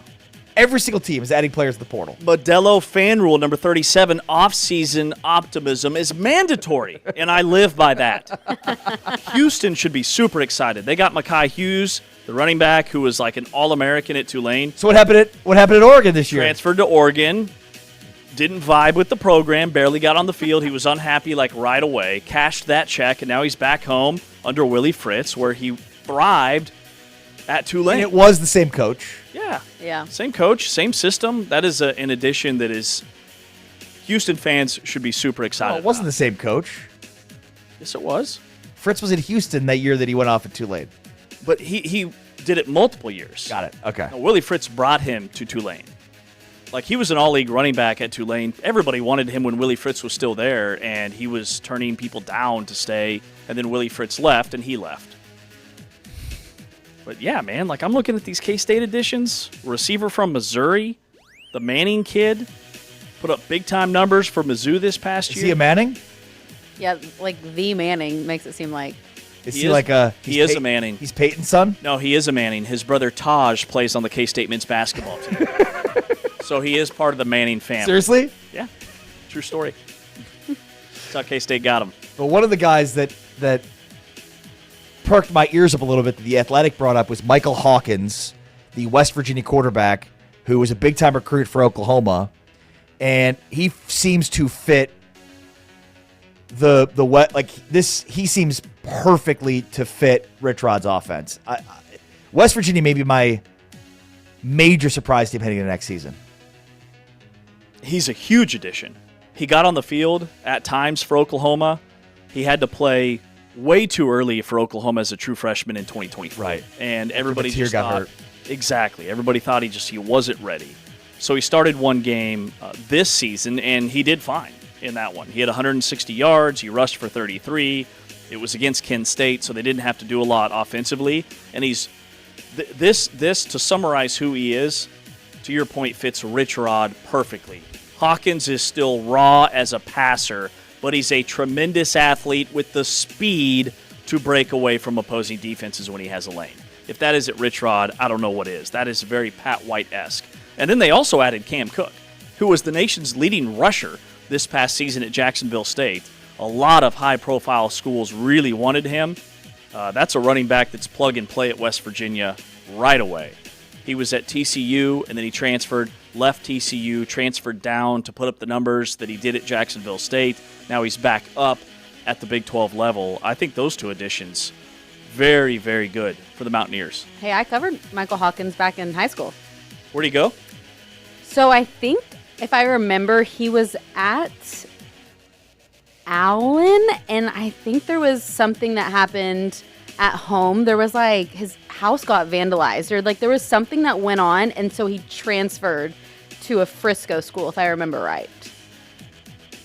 But yeah, I covered him a couple times during the high school football seasons. Was he good? in Texas. Very good. Yeah, coaches raved about him. I mean, back then they were talking about his arm strength, his poise, his ability to, do a little bit of everything, get out of the pocket. So I mean, yeah, even back then they knew the potential, and he was a 4-star recruit, I think, and was committed to OU at the time that I covered You, my him. friend, have a great memory.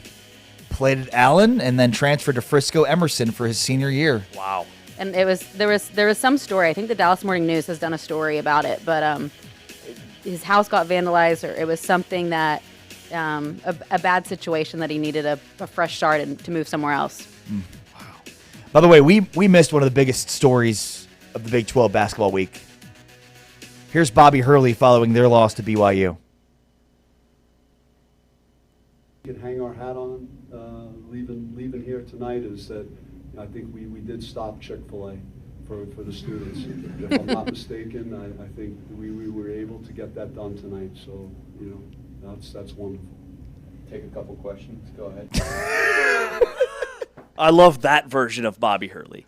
And that's the version that he needs to lean into because he's hilarious. They lost by 28. I mean, he is a Hurley after all, right? I mean, they lost by 28 to BYU, and he comes to the podium and he says, well, the one thing we can hang our hat on is we stopped the students from getting Chick-fil-A, which to me introduces a great brand new concept, and that is Bobby Hurley and Arizona State's team travels around the country making sure that fans and students of these schools don't get whatever enticements they might get for reaching a certain threshold of points or Yeah. They've lost 4 in a row. They've got losses during the stretch to UCLA. They lost to Oregon State, and they're 0-2 in Big 12 play, losing to Colorado and BYU. Does he do enough to come back next season? I can't remember where he's at in terms of his contract. I know that they're finally starting to pour some money into men's basketball. They're going to renovate their arena. They've got that really impressive freshman, Masamba Diop, the 7-foot kid from Senegal who's averaging 14, 5 or 6 rebounds per game. What do you think? Yeah, I think the buyout would play a huge piece to this. I mean, we've talked a ton about Arizona State. I mean, Kenny Dillingham is lobbying rich people in Phoenix to start supporting his program. So, if there's any monetary value associated with how much money they'd owe him, I'd imagine he'd be staying. They've got to pour, and rightfully so, they've got to pour all of their resources into football. They've missed the tournament in 5 of the last 6 years. He's been to the tournament 3 times. But, man, Bobby Hurley's been there a long time. Gosh, he got the job in 2015. He's been there a decade. They have had some good seasons, though. Yeah, they made the tournament 3 years ago when they were in the Pac-12. But 4-16 last year in Big 12 play.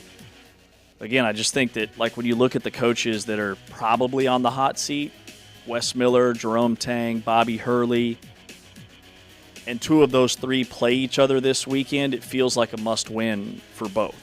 Yeah. You want something crazy? The oldest coach in the playoffs, the NFL playoffs is? 53. Packers head coach Matt LaFleur is 46. Wow. He's the oldest head coach in the playoffs. That's wild. Young man's game, I guess. And if you look at Arizona State, they've got Kenny Dillingham and Molly Miller. Bobby Hurley's too old. I'll tell him you said that. Thank you. Please do. He'll be like, who? Sorry, who? Who? I don't know who that person is. I don't care. I don't know if you know this. I'm a legend at Duke and played in the NBA, and I don't have time for peons like that.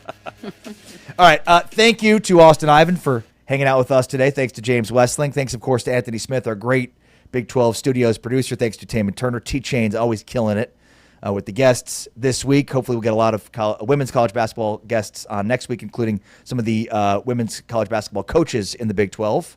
By the way, Anthony Smith just corrected us. Harbaugh for the Chargers is the oldest coach in the NBA or in the NFL. Wow. Okay. Yeah, that's a good call. I missed on that. I read that LaFleur was the oldest. How old is Harbaugh? He's 60, I believe. Okay, so never mind. He's old. Yeah. He's up there. Thanks, Anthony. Really put a stain on facts here. Don't let facts get in the way of a good segment, Anthony. Come on. Exactly. Yesterday, Ari tells me that carbonated water doesn't hydrate. He's 62. And he said it so confidently that I believed him. It's like, it makes sense. There's machines that literally, you can put water in and it filters and makes it carbonated. It's still water. Still water. It's literally still water. It's just got still water. They just make bubbles. It's still water, all right. All right. Thank you to everybody after I've just done all the thank yous. This has been Big 12 Today on Big 12 Radio, presented by Modelo, heard on TuneIn, watched on Big 12 Studios. We're back on Monday, but for now we're out. Peace.